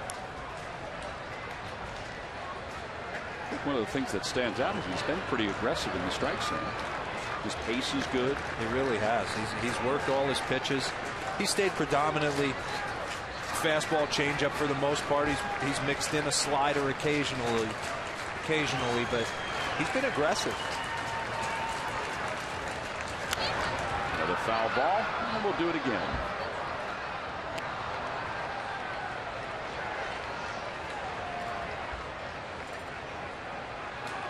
You know his fastball's got life on it. You can just tell by the swings that these guys are getting off. They're fouling everything weakly off to the left side for the left-handed hitters, and vice versa for the right-handed hitters. So sometimes don't necessarily look at the radar gun and fall in love with it. There are guys who can throw 90, 92, and the ball could have some serious late life. A guy from Philly, Randy Wolf, used to be like that. Curveball, and it's pulled into the right field, a base hit. Justin Upton will stop at second as the throw rolls over to the third base line. So after getting the first 2 batters on 2 pitches, the next 2 have reached on back-to-back singles with 16 pitches. Yeah, tried the curveball right there. Ryan Doman stayed back. Nice piece of hitting. He hasn't broken that out but 1 or 2 times tonight. Pretty nice adjustment by Ryan Doman. All right, so this is a spot that we talked about earlier where the Braves have kind of struggled. 2 outs, runners in scoring position, a 1-1 game. You get runners on first and second, and Chris Johnson is the hitter.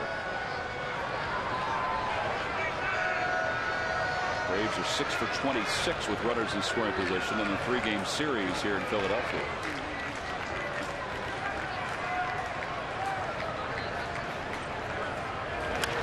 Down the right field line, that's going to be in for a base hit. Marlon Berto cut it off around third. Heading for home is Upton.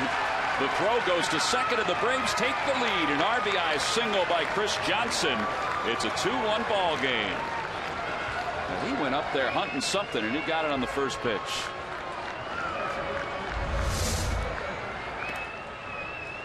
Chris Johnson, fastball away. That's what I'm talking about. He's going to give up some power to be able to manipulate that ball the other way. But I think what's unbelievable, this inning started with 2 pitches. 2 pitches. Justin Upton hits a seeing eye ground ball up the middle. Next thing you know, they got a 2-1 lead. 17 pitches later, they've got the 1-run lead, and that's it for Sean O'Sullivan. The Braves have taken the lead 2-1. Mario Hollins is coming in for the Phillies.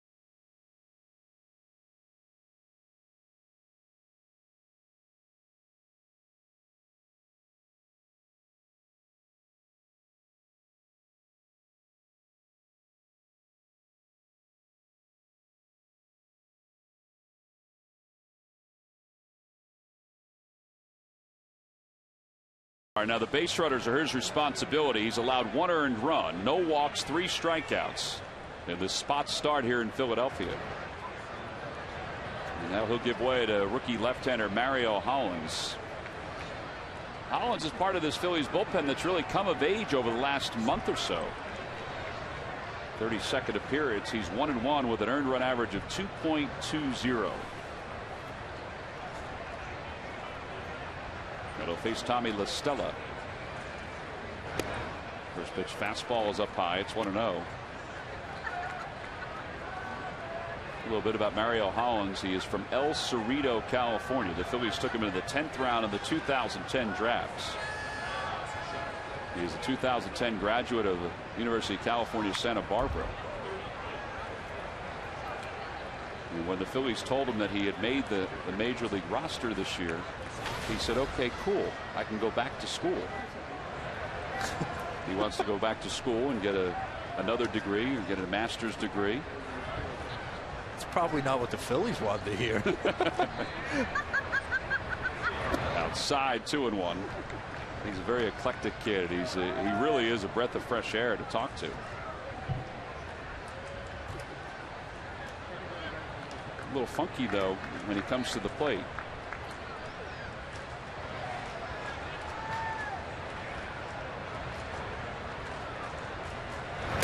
Swing and a miss and a high fastball. 94 on that one, and it's 2-2. Yeah, definitely not an easy at bat for Tommy La Stella. He is creating such a different arm angle. As tall as he is, he's getting on. Look at us. Kind of herky-jerky to begin with early in his motion, creating a high arm angle, straight downhill, 94-mile-an-hour cheese.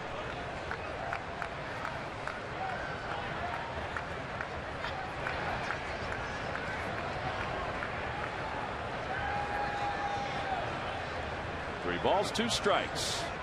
Runner from first will be off. That's Chris Johnson. He goes. And the pitch is fouled away.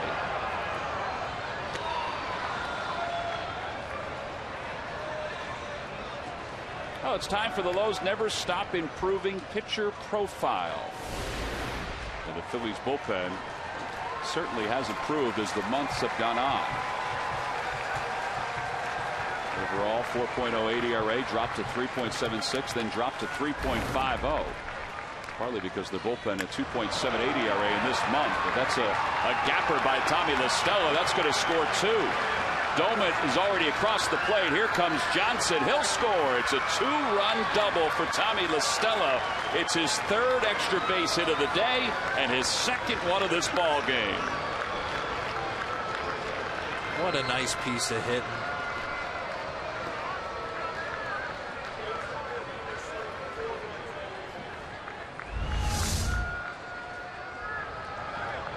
Look at Tommy La Stella, not trying to do too much, letting the pitcher generate most of the power here.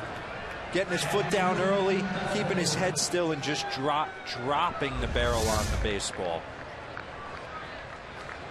Well, he's in scoring position. He had the 3-run triple in game 1 that broke the 0 for 23 stretch, and now he's got 2 doubles here tonight. 5 ribbies on the day. And now Bethancourt, who takes a strike, it's 0-1. 0 for 2. Remarkably that the inning began with 1 pitch to the first batter, 1 pitch to the second batter. Chopper toward the hole. Rollins has got it, sets himself, and no throw. And Bethancourt has his first major league hit. It's an infield single, and the Braves have runners on first and third. Well, that's what you expect from a catcher, an infield single for a first major league hit. What a moment. He'll never forget it.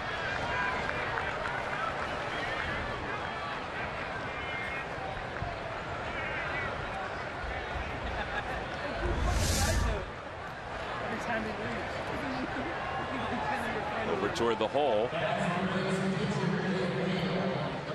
Just a nice piece of hitting. Just dropped the barrel on the baseball right there. J-Roll had no play. I look at this Bethancourt kid, and I see him in the years coming putting about 20, 30 pounds on and just being a monster behind the plate. Well, the decision for the Braves is going to be, if they eventually keep him up here, you know, how do they give him time? How do they give Gaddis time? Does Gaddis play a little left field? They'd like to keep Gaddis behind the plate, and obviously you can't take that bat out of the lineup. Yeah, I think it's a tricky situation right here. There had been rumors of Evan Gaddis potentially moving to left field and Bethancourt coming up, but man, it's tough when you're in first place to kind of mess with the mojo of the clubhouse and the lineups. But I know Freddie's still searching, even though they are in first place. Well, Dan Uggla will pinch hit for the Braves, so David Hale's night is done. Hale goes 5 innings here in Philadelphia. Uggla takes outside. It's 1 ball and no strikes.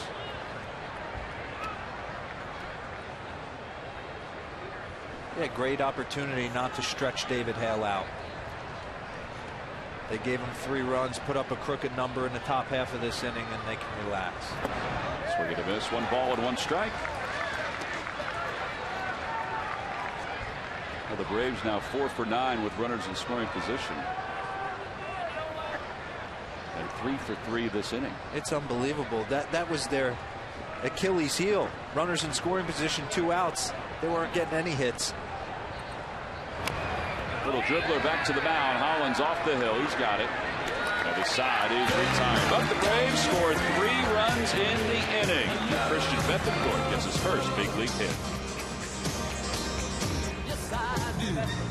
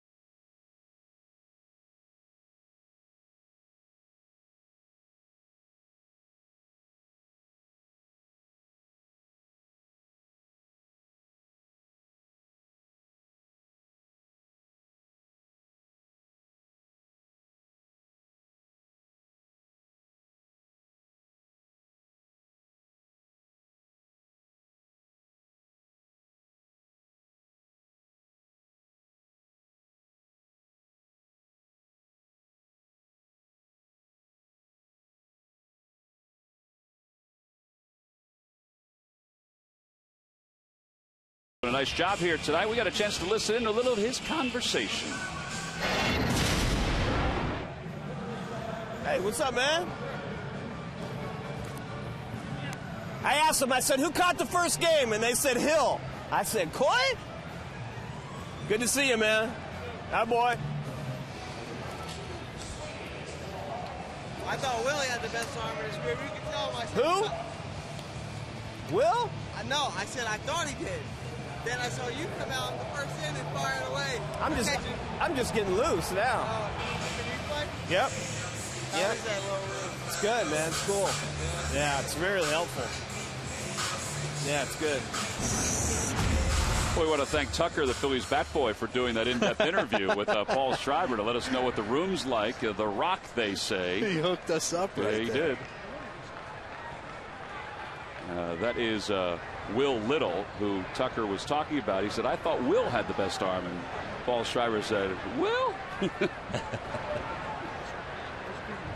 Appreciate Paul Schreiber wearing the mic tonight. Sounds of the game. Marlon Byrd takes outside. Anthony Vivaro is the new pitcher for the Braves. 33rd game. Kid with a live arm from Curtis High School in Staten Island, New York. Live arm, big over the top heater, curved ball. He can put you away. Back toward the middle. LaStella tries to get it, but it's in the center field. A base hit for Marlon Byrd.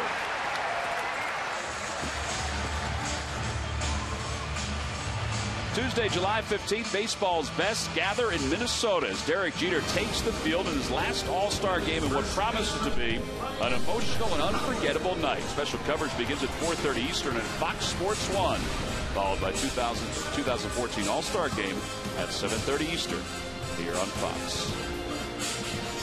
What do you think? You think it's going to be like Cal Ripken's last All-Star game? Has anyone done it better from start to finish than Derek Jeter? On and off the field, everything. Chase Utley is the leader at second base right now in the National League as Howard takes Here are the leaders. Utley over 2 million votes. Yadier Molina's trying to hold off Jonathan Lucroy. Ramos Ramirez has taken over at third base. And Tulowitzki over 3.2 million votes. Fans have done a good job with the NL. Players take. I want these fans to know that are listening. Players take this stuff seriously. We get an opportunity to vote as well, and guys that deserve to go are voted on to go. And for the most part, when you look at that starting lineup, they've pretty much got it right. So kudos to the fans voting. Swing and a miss to Howard. It's 2-1. There is one omission in the starters right now. It's Giancarlo Stanton, who's creeping. And here's the starters for the American League. Matt Wieters is on the disabled list, so they'll have to replace him at catcher. How about Josh Donaldson and what he's done for the Athletics? He's turned himself into an MVP type player. Toronto Blue Jays getting a lot of love in that voting. Melky Cabrera, Jose Bautista. And then the big guy in center field who hit one of the longest home runs anybody's ever seen in Kansas City last night, and that's Mike Trout. Just unbelievable. 429 feet. Howard fouls it away. 3 balls and 2 strikes. He really is a special player. I think what impressed me the most about Mike Trout is not what he does on the field. When I got a chance to meet him last year, and you get up on him, he's a big man. A big man. Not surprising. He's able to hit the ball 489 into the fountains in Kansas City. Chopper to second. Listella has it play off his glove. Bird stops at second.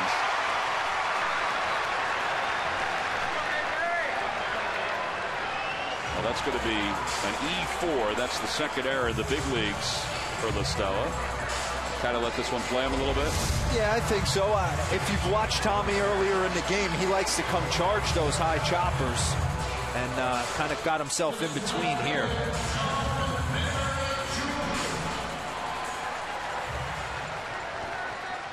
See if it leads to a big inning for Philly. Philly's down 4-1. John Mayberry's the batter. 1 for 2. He singled his first time.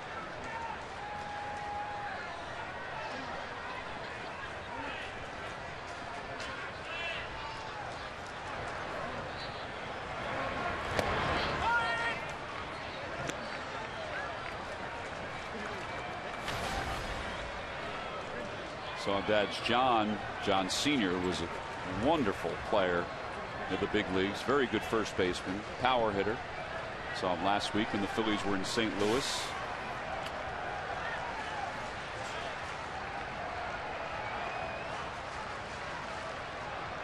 Outside, 1-1. I actually was a part of the Texas Rangers when they drafted John Mayberry Jr. first round in I think 2005, 2006, and he came and take batting practice with us, and great young man. Well, he's an oddity in baseball. He was drafted in the first round by the Mariners at a high school, went to Stanford, and then was drafted in the first round by the Rangers out of Stanford. I say he's an oddity because there's not too many guys that are drafted in the first round in high school that don't sign and then are drafted in the first round out of college.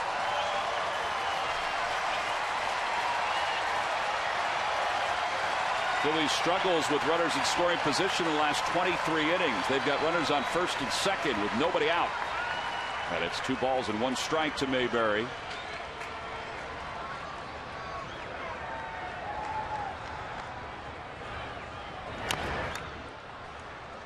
And it's even 2-2. Little change up action with the count 2-1.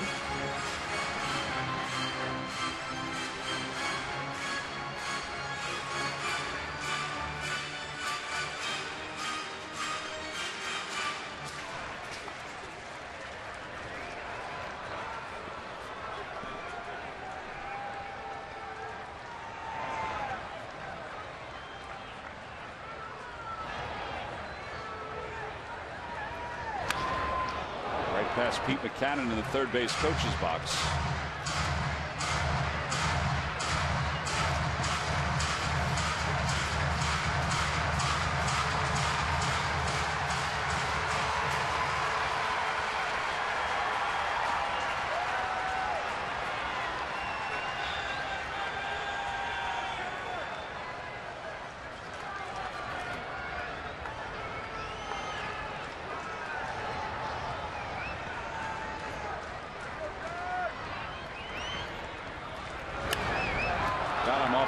base. A little bloop out towards shallow center. Simmons puts it away. Infield fly rule was called. Now there's one away. Budweiser, the official beer of Major League Baseball, presents the walk-off. Great walk-offs are waiting at foxsports.com/Budweiser. Grab some buds. All right, you're the only one that got a chance to experience a walk-off. It's got to be an unbelievable feeling to walk off the game. Unbelievable feeling. Except for the fact that when you get home, you get the you-know-what beat out of you. Your ribs are still hurting? It's worth every minute. Well, with Mark DeRosa, I'm Tom McCarthy, live from Philadelphia here in the bottom of the 6th. Runners on first and second for the Phillies. Cody Ashley's the batter. And they'll take a strike, 0-1. Ashley's 0 for 2. He flied out to the track in left center his last time up.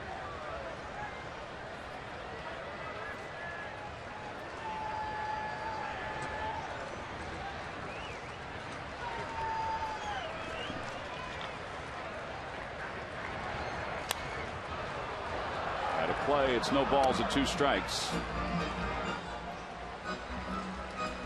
Navarro is out of St. John's University.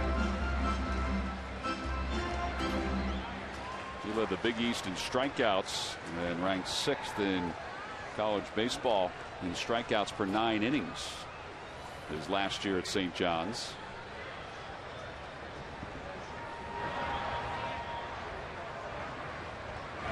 Inside.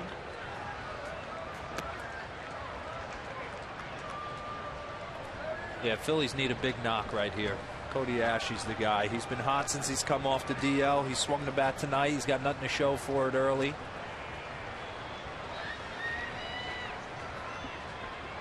See if he can get the Phils back in this.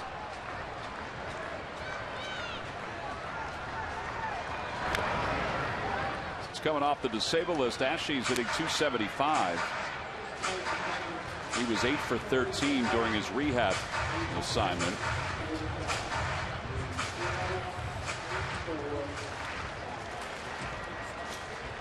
Before he got hurt, he was hitting .317 in the month of May. He was really starting to find his swing.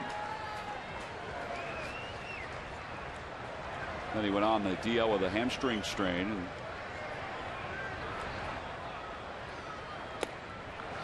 two balls and 2 strikes. Rehab assignments are always tough. I always had a tough time with them. First, you have to go down there and buy a spread. What I mean by that is you better hook up a local Outback, a local P.F. Chang's, and you got to feed the entire team for the entire time you're down there. So it ends up costing you money to go down there. That's so great.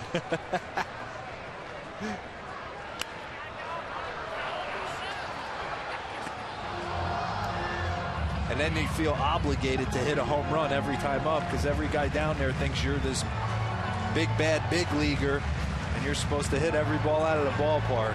And for the fans, too. The fans want to see it. There's a lot of pressure on you.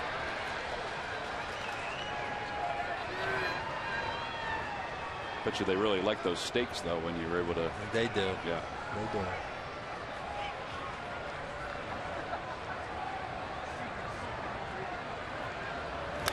Out toward left, Upton. He's under it. Now there are 2 outs. That's a pretty good pitch right there by Navarro. Runners still at first and second.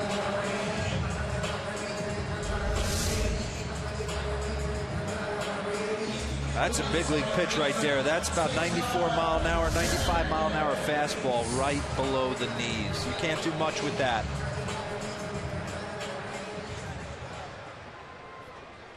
Navarro on in relief of David Howe, who allowed a run over 5 innings. Young man from Princeton University did a heck of a job for the Braves. Now Cesar Hernandez is up. He singled his last time up.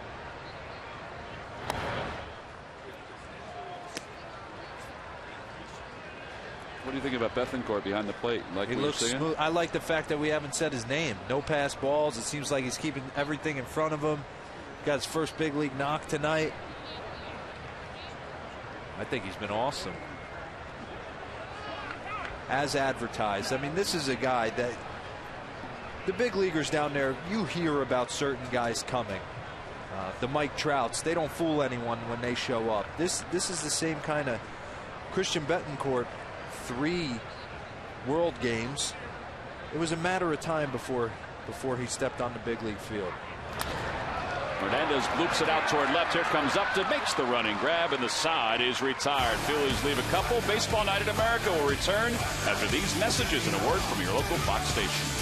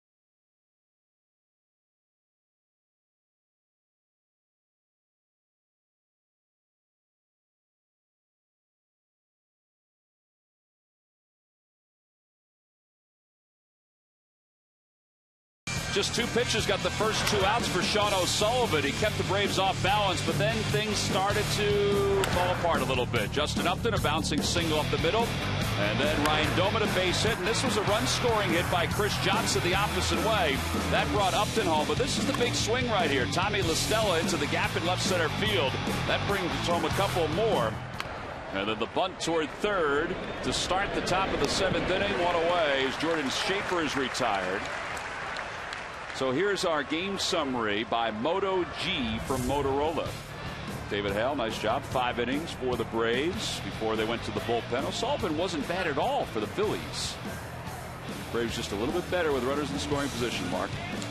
Yeah, that's been the key. I think O'Sullivan's line's a little skewed right there. I thought he threw the ball a heck of a lot better than he got credit for.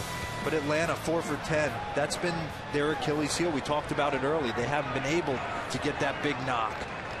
Yeah, with down, 2 outs. And they were down 2-0 in game 1, and then came back, tied it, and then took the lead 4-2, and then busted the game open with 5 runs in the 8th inning.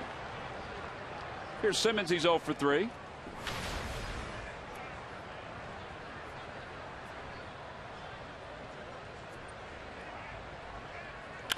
High chopper to short.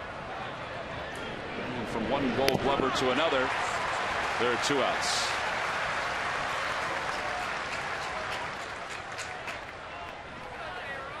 Next Saturday, it's a full day of Major League Baseball action, beginning with these Braves taking on the Diamondbacks on Fox Sports 1. Then it's Baseball Night in America on Fox as the O's take on the defending World Series champion Red Sox. The Giants take on the Padres. The Rangers face the Mets. Our doubleheader begins next Saturday at 3:30 Eastern on Fox Sports 1 and continues at 7 Eastern on Fox. I think Tim Lincecum has another no-hitter against the Padres. I actually texted him and he responded to me. 2 World Series, 2 Cy Youngs, 2 no-hitters. He's had an unbelievable career up until this point. I know he came in here in 2010 Philly fans are not going to like this, but there was a lot of talk about a lot of other pitchers and Roy Halladay. Cliff Lee was with Texas at the time, and Timmy wanted to put his best foot forward in that series. And essentially as a relief pitcher, sort of a swing guy. Unbelievable. In that series.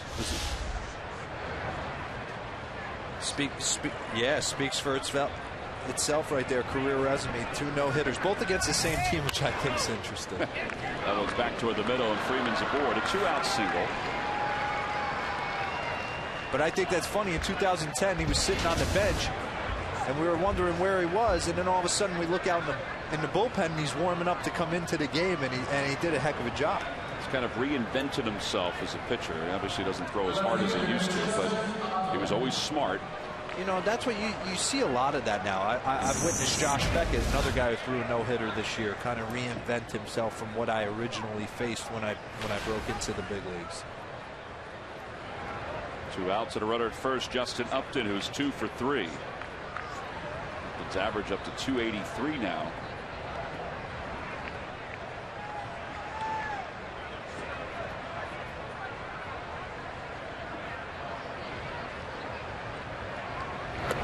Down low, 1 ball and no strikes. A lot's been made about Justin Upton getting traded from Arizona, and why would you trade a player of that caliber at such a young age? I look at the back of the baseball card. I mean, the expectations placed on this guy.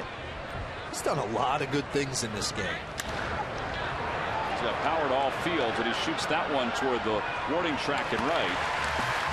Catch is made. Side is retired. Time to stretch here in Philadelphia. The Braves lead the Phillies 4-1.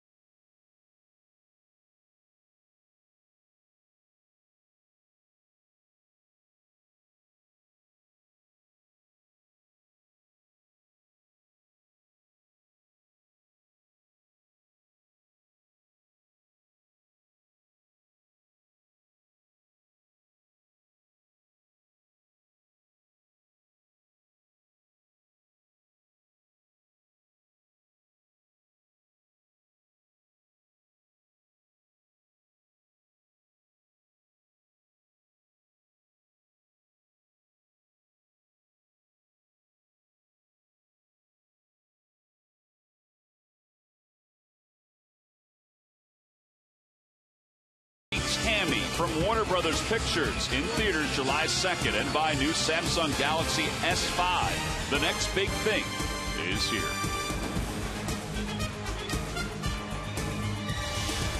Well, with Mark DeRosa, I'm Tom McCarthy. It's been a pleasure to be with you here in Philadelphia, where the Braves lead the Phillies 4-1. Cameron Rupp will lead it off for Philadelphia.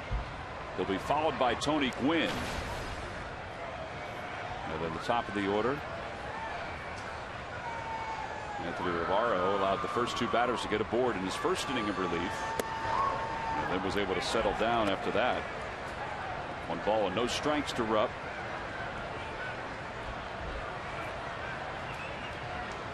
He's 1 for 2. He's hit the ball sharply both times. A single to center and a line drive to shortstop. Rivaro had him out front. baseball got a piece of Bethencourt. That feels the same in the minors and the majors.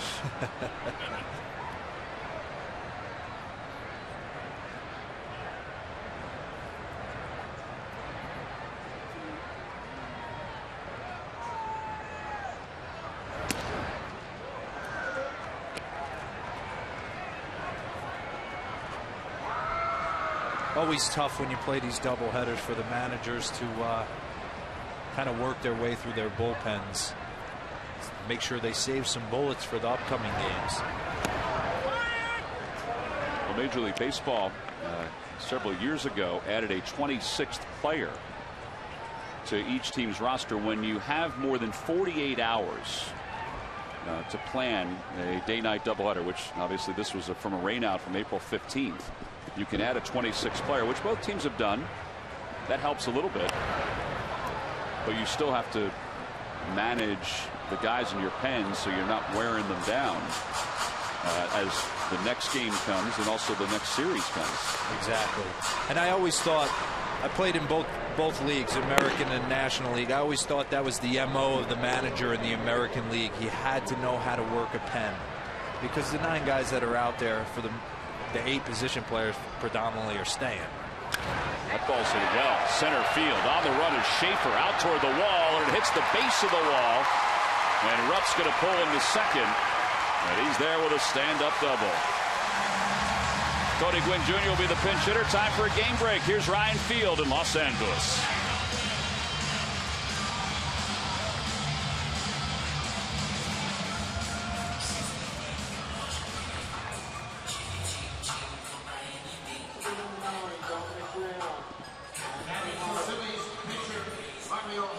All right, Ryan, thank you very much. Well, it's too early to scoreboard watch, but I'm sure some folks are peeking from the Braves dugout at that Washington-Chicago game. Washington already won Game 1.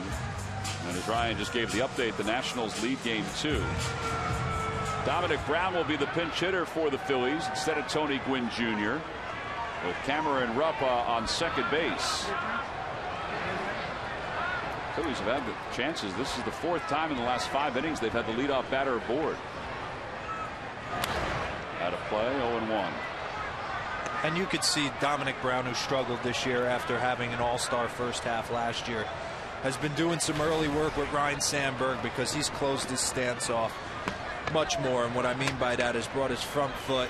He used to really have it wide open towards Juan Samuel, and he's brought it much closer to almost parallel.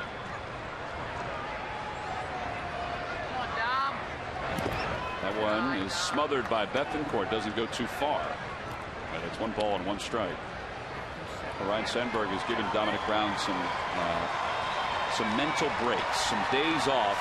Yeah, I guess you could say he's been benched a couple of times in the last week or so as he struggled. And they need him. They need him. Who is he?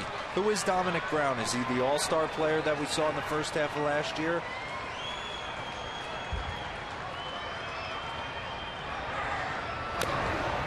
That one, it's 1-2. What's nice, Tom, if you're going to listen to anyone, huh? How about having a manager that's a 10-time All-Star, a Hall of Famer, probably arguably the best second baseman. Him and I know there's Joe Morgan, all those guys, but he's in the argument. Well, that's what you're talking about too with Dominic Brown. First 62 games, 19 home runs, last 151, 13 home runs, but a .236 average and an OPS under 700. Off play, and Rupp probably startled a little bit, back to second base. That would be the one thing I tell young guys. All the knowledge that's in the clubhouse. This game is so hard. It's so hard to stay in the big leagues and be consistent year in, year out. You have all this knowledge from your manager, Ryne Sandberg, all the way down. Jimmy Rollins, Ryan Howard, guys who have been there, done that. Utley, use it. Back toward the middle. Navarro has it. Looks Rupp back to second. Yeah, there's one away. Well, speaking of Ryne Sandberg, a look at his career takes you through a path of glory with the Cubs from 82 to 97. Was traded from the Phillies to the Cubs with Larry Bowa. Bowa says that Sandberg was the throw-in in the deal. Won 9 Gold Gloves. 84 most valuable player enshrined in baseball's Hall of Fame in 2005. Hey, I played second base in Chicago 2007, 2008. And that's who you aspire to be. That's all you hear about. As you should. Ryan Sandberg and another wily veteran, Larry Bowa. Larry Bowa was an excellent shortstop. That's what it's about, though. Over 2,000 hits as Revere takes a strike. It's 0-1. Phillies are 0 for 6 with runners in scoring position. They trail at 4-1. Larry Bowa managed the Phillies. In fact, was the manager when this ballpark first opened. Charlie Manuel took over.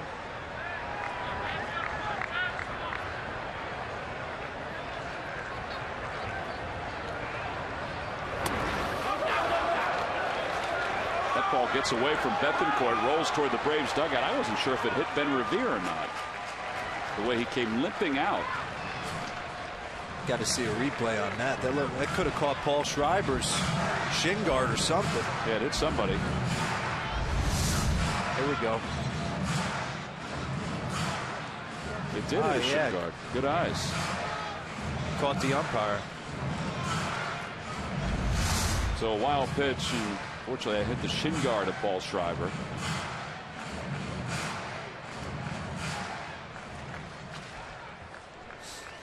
I think he whispered something to the catcher saying, hey, got to catch that next time. Clean it up, Rook. A ball and 1 strike. The Braves will play the infield back with 1 out, except for Johnson, the third baseman.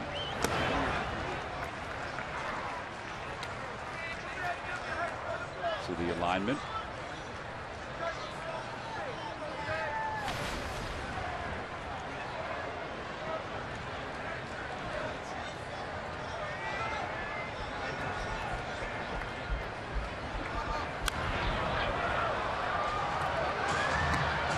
Tom, this being my first time, you've been doing this a long time. You've seen kind of the, I don't want to say invention of the shift, but you see it a lot more. What's your take on it? Well, I think the last 3 years, it's taken a step. It's taken 3 steps up. Yeah. I would say 3 or 4 years ago, we saw it. We didn't see it as much as we see it now. I think the way the game is, guys are taught to pull the ball more.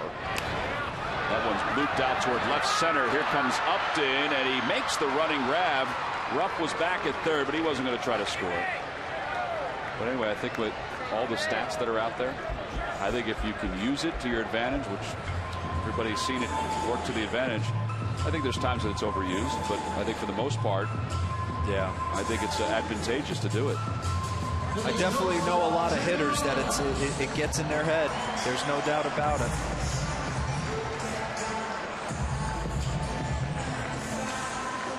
Even here, Rollins is up and Simmons is shaded toward the middle a little bit. I mean, this isn't a drastic overshift, but this is based on numbers where Simmons is standing and where Johnson is off the line.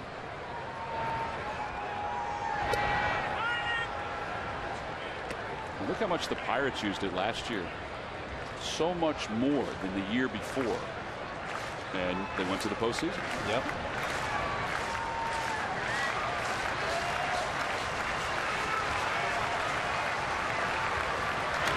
Rollins pops it up right side of the infield. Tommy LaStella, Freddie Freeman. It's Freeman who makes the call and the catch.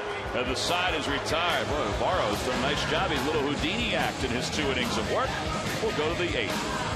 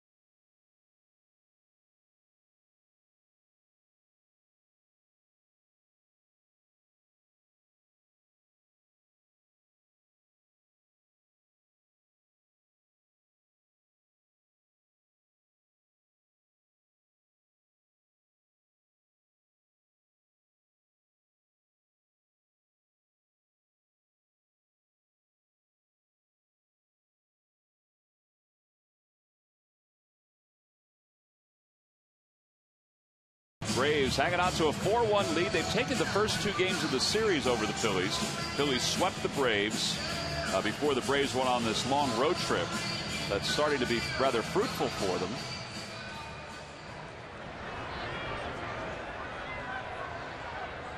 Fans follow every game with MLB.com at bat on your favorite mobile phone or tablet. Get live look-ins, instant replay, scores, stats, audio, free MLB.tv, game of the day, and much more. Download on the App Store. Visit MLB.com today. Ryan Domit will lead it off. Domit's 1 for 3. Single that scored in the 6th inning. That's the pivotal inning right now for the Braves. They scored 3 runs. P.J. Rosenberg, 11th appearance. Home run average is high. He spent a lot of time down in the minor leagues and was injured in the minor leagues. He was hit with a line drive while pitching. That ball's pulled deep to right field. Bird going back. Forget about it. It is gone. A home run for Ryan Domit, his 3rd of the year.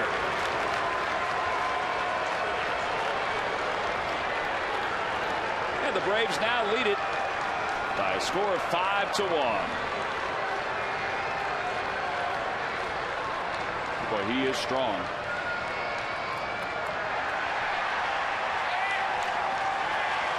Hey, threw the ball back like you did.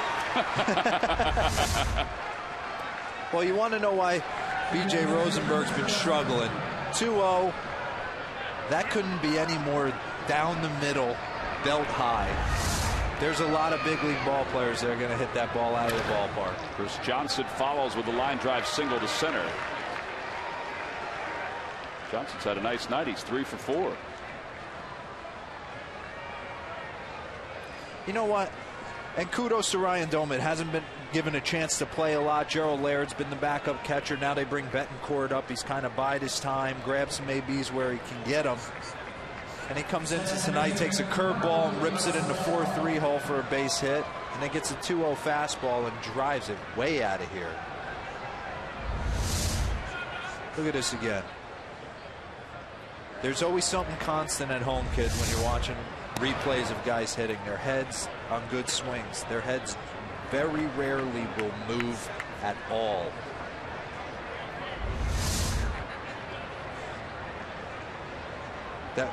That was always my one key when I was going bad. I used to tell myself on deck, when I go up to the plate this next at bat, I don't care what happens, I'm not moving my head. You can't hit what you can't see. Well, the meat of the order for the Braves, 5, 6, and 7 tonight. 7 for 11 with 4 runs batted in. Outside and low. 2 balls and 1 strike to Tommy La Stella.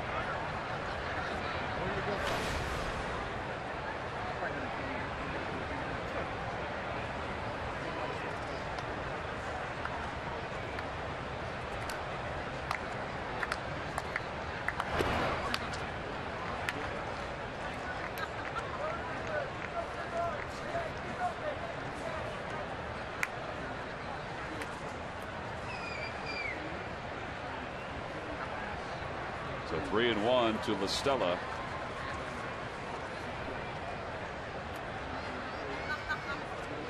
Last 4 at bats for La Stella have been productive. He fouls this one down the left field line, slices out of play, and it's full 3-2. I know you haven't seen a lot of him, Mark, but where do you see him? A 2-hole hitter? Do you see him where he is now? I do. I see him as a grinder, a gamer. He's from Jersey. You can tell.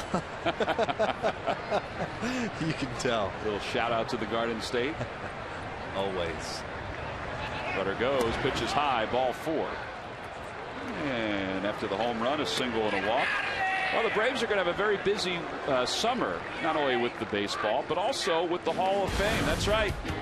The Brave men headed to Cooperstown. Bobby Cox, 29 seasons as a Major League manager, 25 with the Braves. He managed the guy next to me. Plus, Greg Maddux, 11 of his 23 seasons spent with Atlanta, 355 wins. And the great Tom Glavine, 17 of his 22 Major League years with the Braves.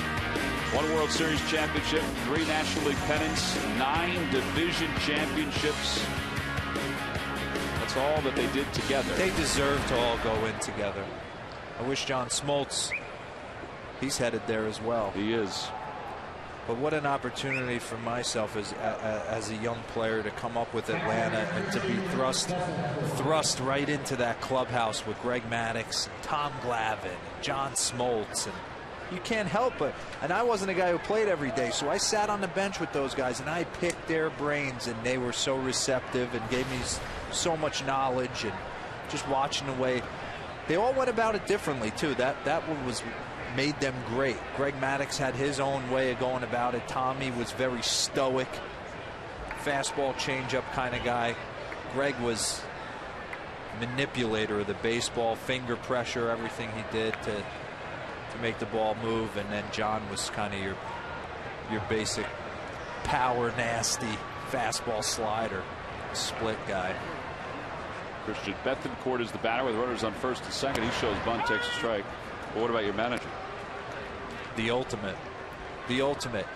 I always say this about Bobby Cox. I've walked into his office on many occasions, and he would tell me the brutal truth. Some of the things that you never want to hear, like you're going down, or hey, we don't think you're good enough, or hey, we're going to go in another direction, whatever it may be. He also told me some great moments as well, but you never walked out of that clubhouse not knowing where you stood on a roster.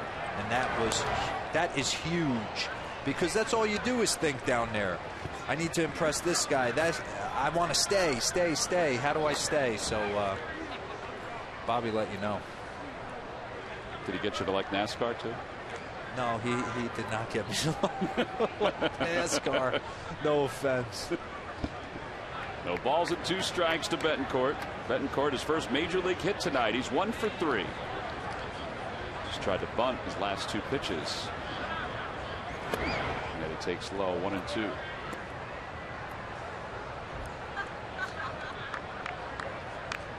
I mean, I'm looking here, Tom. Runners in scoring position. The Braves are 22nd in Major League Baseball. Runners in scoring position, 2 outs. They're dead last. These 2 games have been anything but that. Yeah, they've gotten timely hits. The Phillies out-hit them in Game 1 of this day-night doubleheader, but they got the timely hits. Yes. How did that ball not hit I have no idea. Right there? Just go through his legs. He got out of the way. Nimble for a 6'2" catcher.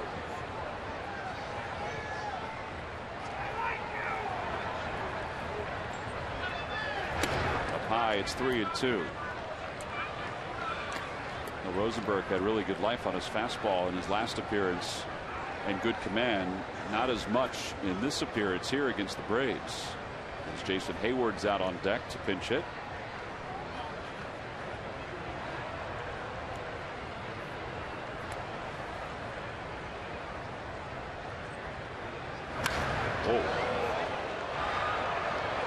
That is a swing where you're not getting cheated at all. That was nice. You saw it early in his first at bat. He was not afraid to pull the trigger. Take a look at this. Ooh. That's some serious bat speed right there.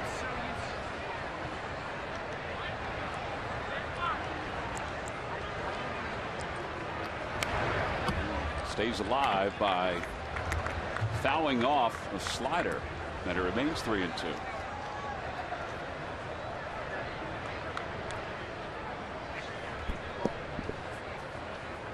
Bethancourt is from Panama City, Panama.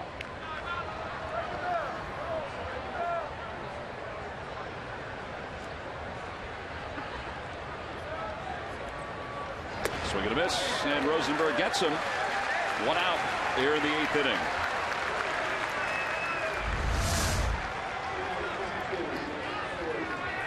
Sometimes a pitcher's best friend is a backup slider right in the middle of the plate.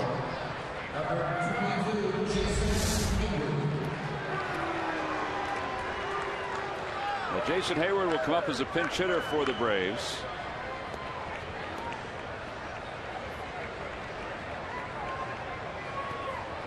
Hayward hitting .248. Hitting over 300 with runners in scoring position. Takes outside. It's 1-0. I think I'm like every other fan. Jason Hayward, for me, I said earlier, he's probably the best defensive outfielder in the game. But I'm waiting for him offensively to break out. There's too much there.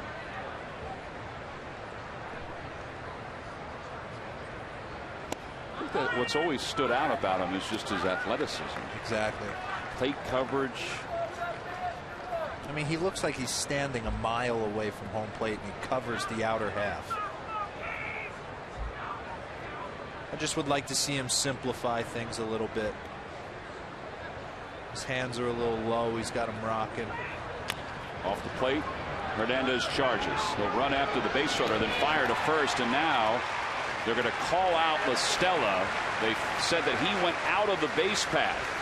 So he's got 3 feet on the right or the left, and the second base umpire, Will Little, says that he went beyond that. The double play gets the Phillies out of the 8th. We'll go to the bottom of the 8th inning with the Braves up by 4.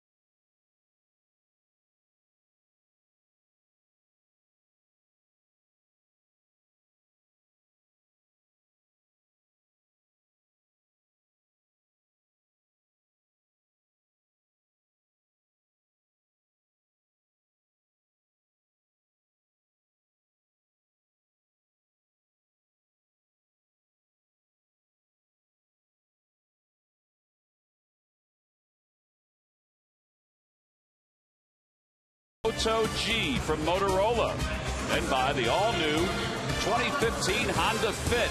The new Fit is a great fit for you.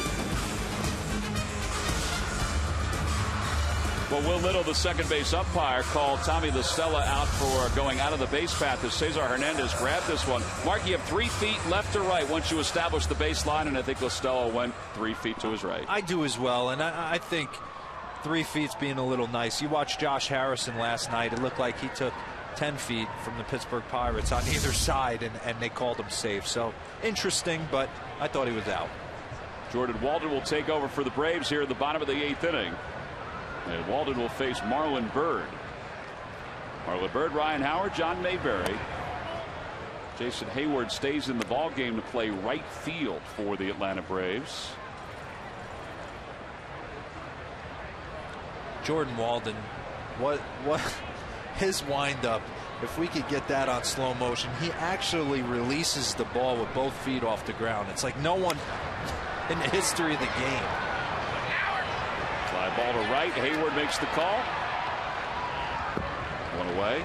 I think he gets this everywhere he goes. People, I know. Check this out. It's almost as if he's pitching a softball. Whoop. You know, softball players jump up when they release it. He goes over the top, they go underneath. And he's gaining so much ground, it's almost borderline illegal to gain the ground he's gaining with his back foot. Watch this. I mean, he's never establishing that back foot up against the rubber there. Ryan Howard is the hitter. Howard is 0 for 2, and it's 0-1. Braves with 5 runs on 13 hits. Phillies 1 run on 6 hits.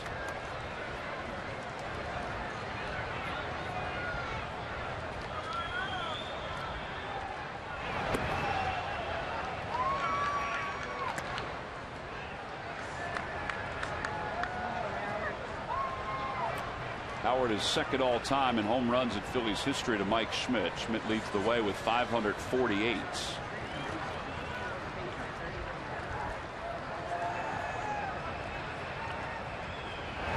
Up high, 2 balls and 1 strike.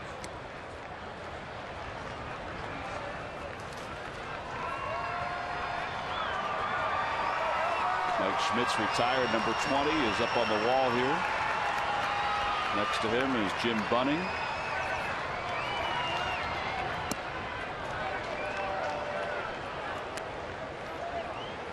Richie Ashburn is to the left of Jim Bunning.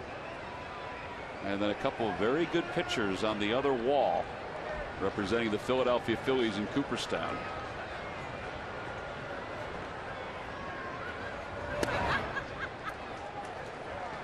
I'm just checking out Ryan Howard's career statistics.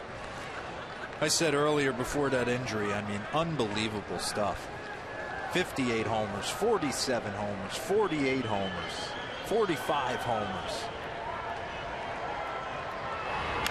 He rolls that one into the shift. And Listella throws him out. 2 outs here in the 8th. Tuesday, July 15th, baseball's best gather in Minnesota as Derek Jeter takes the field in his last All-Star game in what promises to be an emotional and unforgettable night. Special coverage begins at 4:30 Eastern on Fox Sports 1, followed by the 2014 All-Star game at 7:30 Eastern here on Fox. 5 World Series titles. He's going to finish with more than 3,400 hits. What hasn't he done? Take a look at that resume. In New York. He's 40 years old. Trying to play shortstop in the big leagues every day. I remember when he was first drafted by the Yankees and was in Double-A in Albany Colony, New York. Played for the Albany Colony Yankees. I met him for the first time in Trenton, New Jersey. And there was pretty big media hype following him. And I had to tell him that the media wanted to come and talk to him. And you know, there was a representative from Albany Colony, but there was no Yankees representative there at the time. And he was phenomenal even at that time. And man, did he look young. I got a great Jeter story, but we got 2 strikes. Swing and a miss. Mayberry's retired. 1, 2, 3. Phillies are retired in order. We'll go to the 9th. That Mark DeRosa, he's going to get this yet.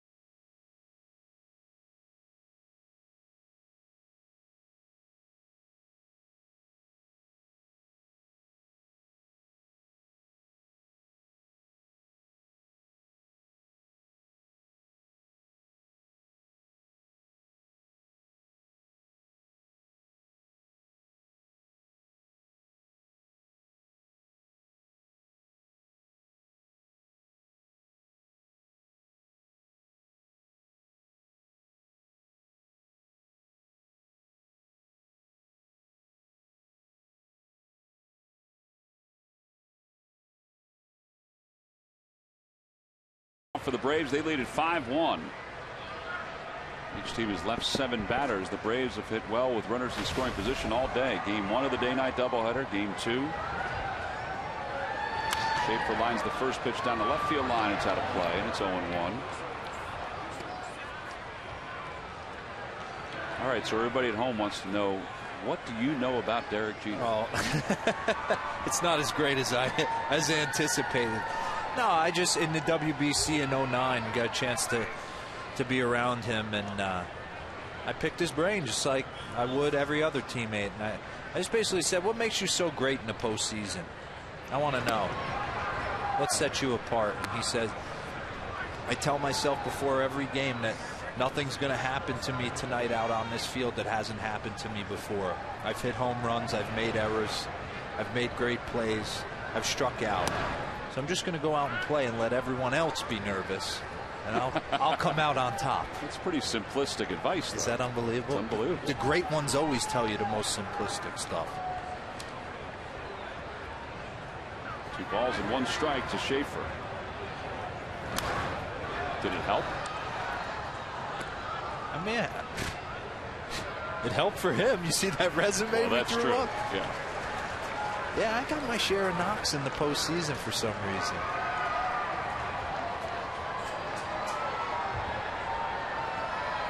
Schaefer reached on an infield single his first time up, scored the first run for the Braves. And he lines that one to right field. Marlon Byrd on the run. But that was a great read off the bat by Marlon Byrd. 1 away.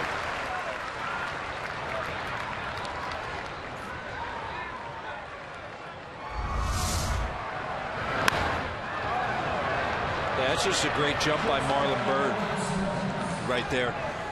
A little slider that Jordan Schaefer got out in front of and put good wood on the ball. And Marlon Byrd was right there to make the play. Well, 1 out, and here's Simmons 0 for 4.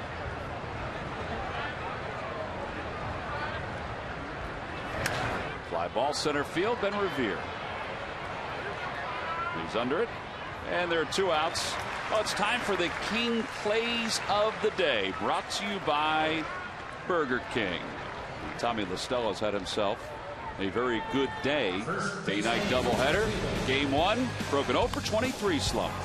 Tommy LaStella, this put the game out of reach against a good reliever in Antonio Bastardo. Just lefty on left. Same situation in Game 2 against Holland. But this time he drives the ball the other way into the gap. A triple, a double, 5 ribbies in 2 games. Way to reestablish yourself after your first, yeah, we'll call it your first slump in the big leagues. And those are our Burger King Plays of the Day. No balls and 1 strike to Freddie Freeman. Inside, 1-1. Can we talk? I know we wore this out. You caught this guy's home run yesterday. It was. How does that happen? I think it's just sheer luck. How did you have your glove with you? Well, here's the story. You know, we were out televising the game yesterday out in the stands, and it was a beautiful night. So Matt Stairs, who's one of my partners doing the Phillies games, he needed a glove to do something in the open. Okay. So Matt didn't use his glove the last few years of his career, so he didn't have one. And I just so happened to have one that I brought with me, and they asked if we would bring one out there. So I thought, all right, I'll bring it. So he was done with it. It was sitting in front of me when Freddie came to the plate. It was ball 4. Yeah, show it to me again. Well, that one smoked deep to center field, out toward our vantage point. Not good that he hit a home run, but I was able to catch it.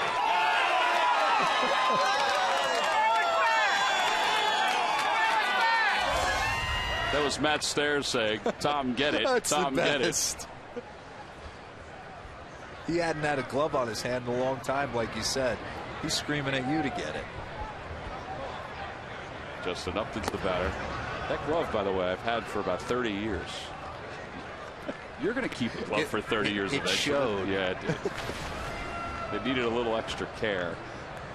A little TLC. Needed some oil in that thing. Up to 2 singles tonight. He has an RBI and a run scored. 2 for 4. Swing and a miss. 1 ball and 1 strike. Well, that's good location right there on that fastball from B.J. Rosenberg.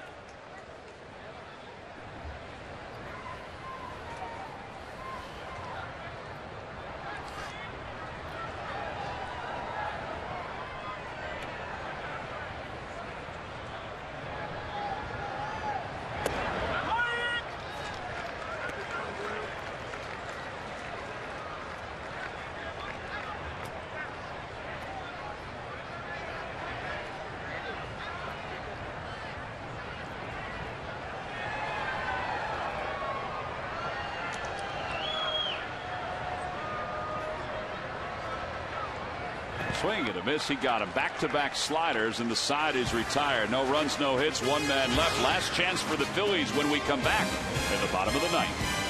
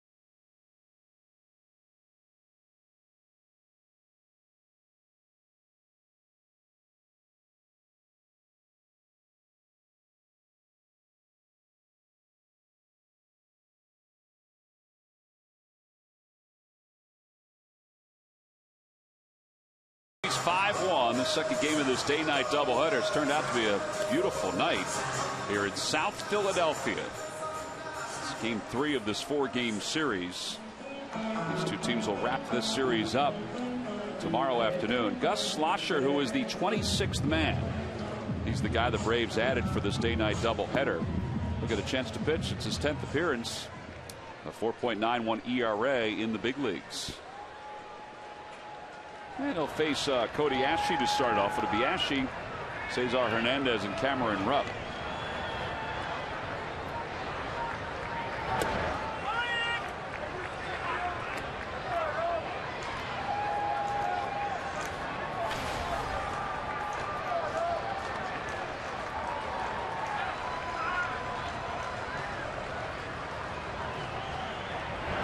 Takes a strike. It's 0-2. Braves fans, be sure to tune in tomorrow for the final game of this series on Fox Sports South.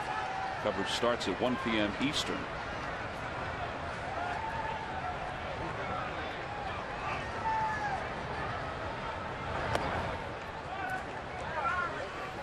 Gus Schlosser right here. Full name in the media guide, August C. Schlosser. That's a tough name right there. That is a tough name.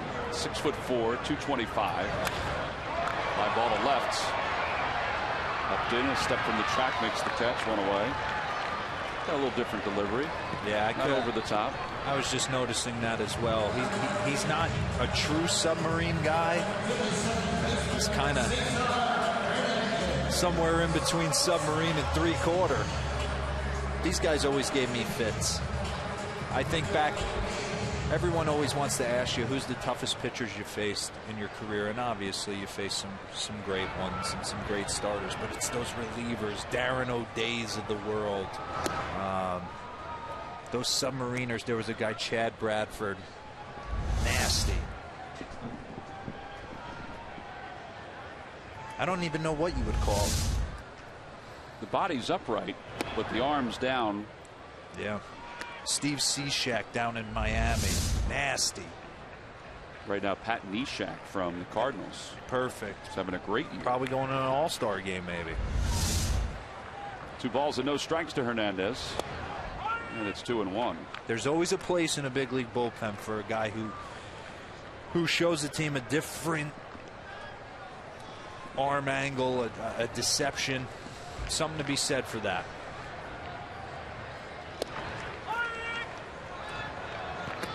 Extraordinary moments happen every night in baseball, but in one night they all happen in one place. Don't miss the 85th All-Star Game Tuesday, July 15th at 7:30 Eastern, 4:30 Pacific on Fox. Beautiful Target Field is the host this year.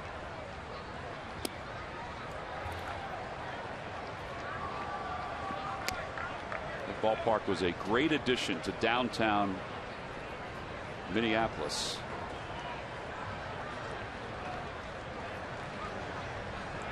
It was the one park I hadn't played in until last year. Pretty tough to hit home runs in that ballpark. Yeah, it's a big yard.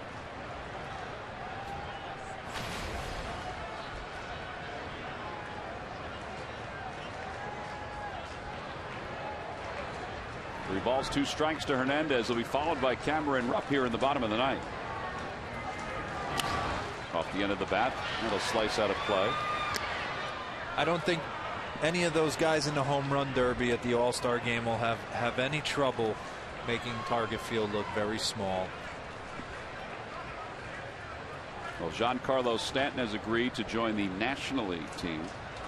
Join Troy Tulowitzki's team. So 2 of the 5 have been selected. Well, then I'm watching, because he's the only one I want to see. There's ball 4. Hernandez draws a 1-out walk. And Cameron Rupp will be the batter. Chase Utley's out of the on-deck circle to pinch hit for the Phillies.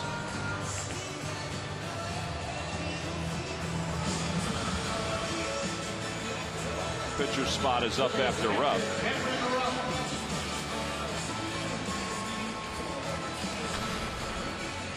Cameron Rupp is 2 for 3.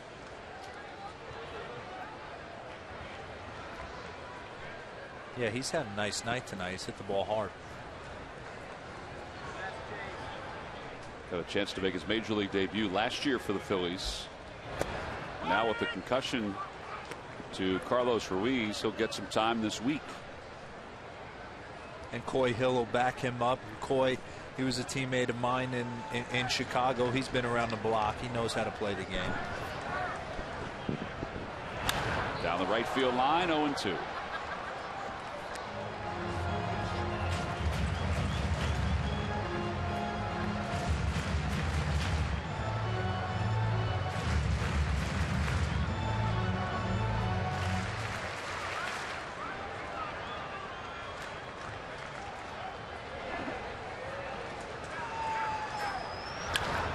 To right center field. Hayward on the run, back toward the track, makes the catch. And there are 2 outs. Hernandez back to first, and Chase Utley will be the batter.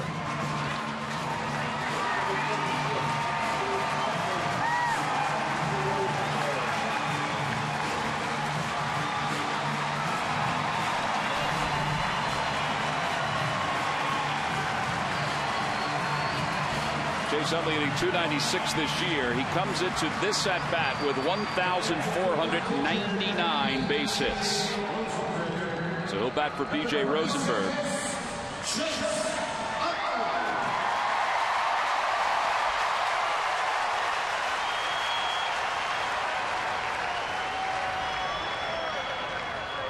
First pitch is over. It's 0-1.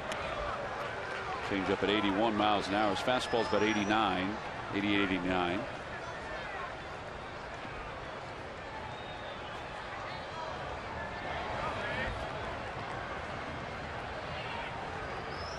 Hernandez goes. The pitch is inside. I love watching Chase Utley hit. He's just so relaxed at the plate.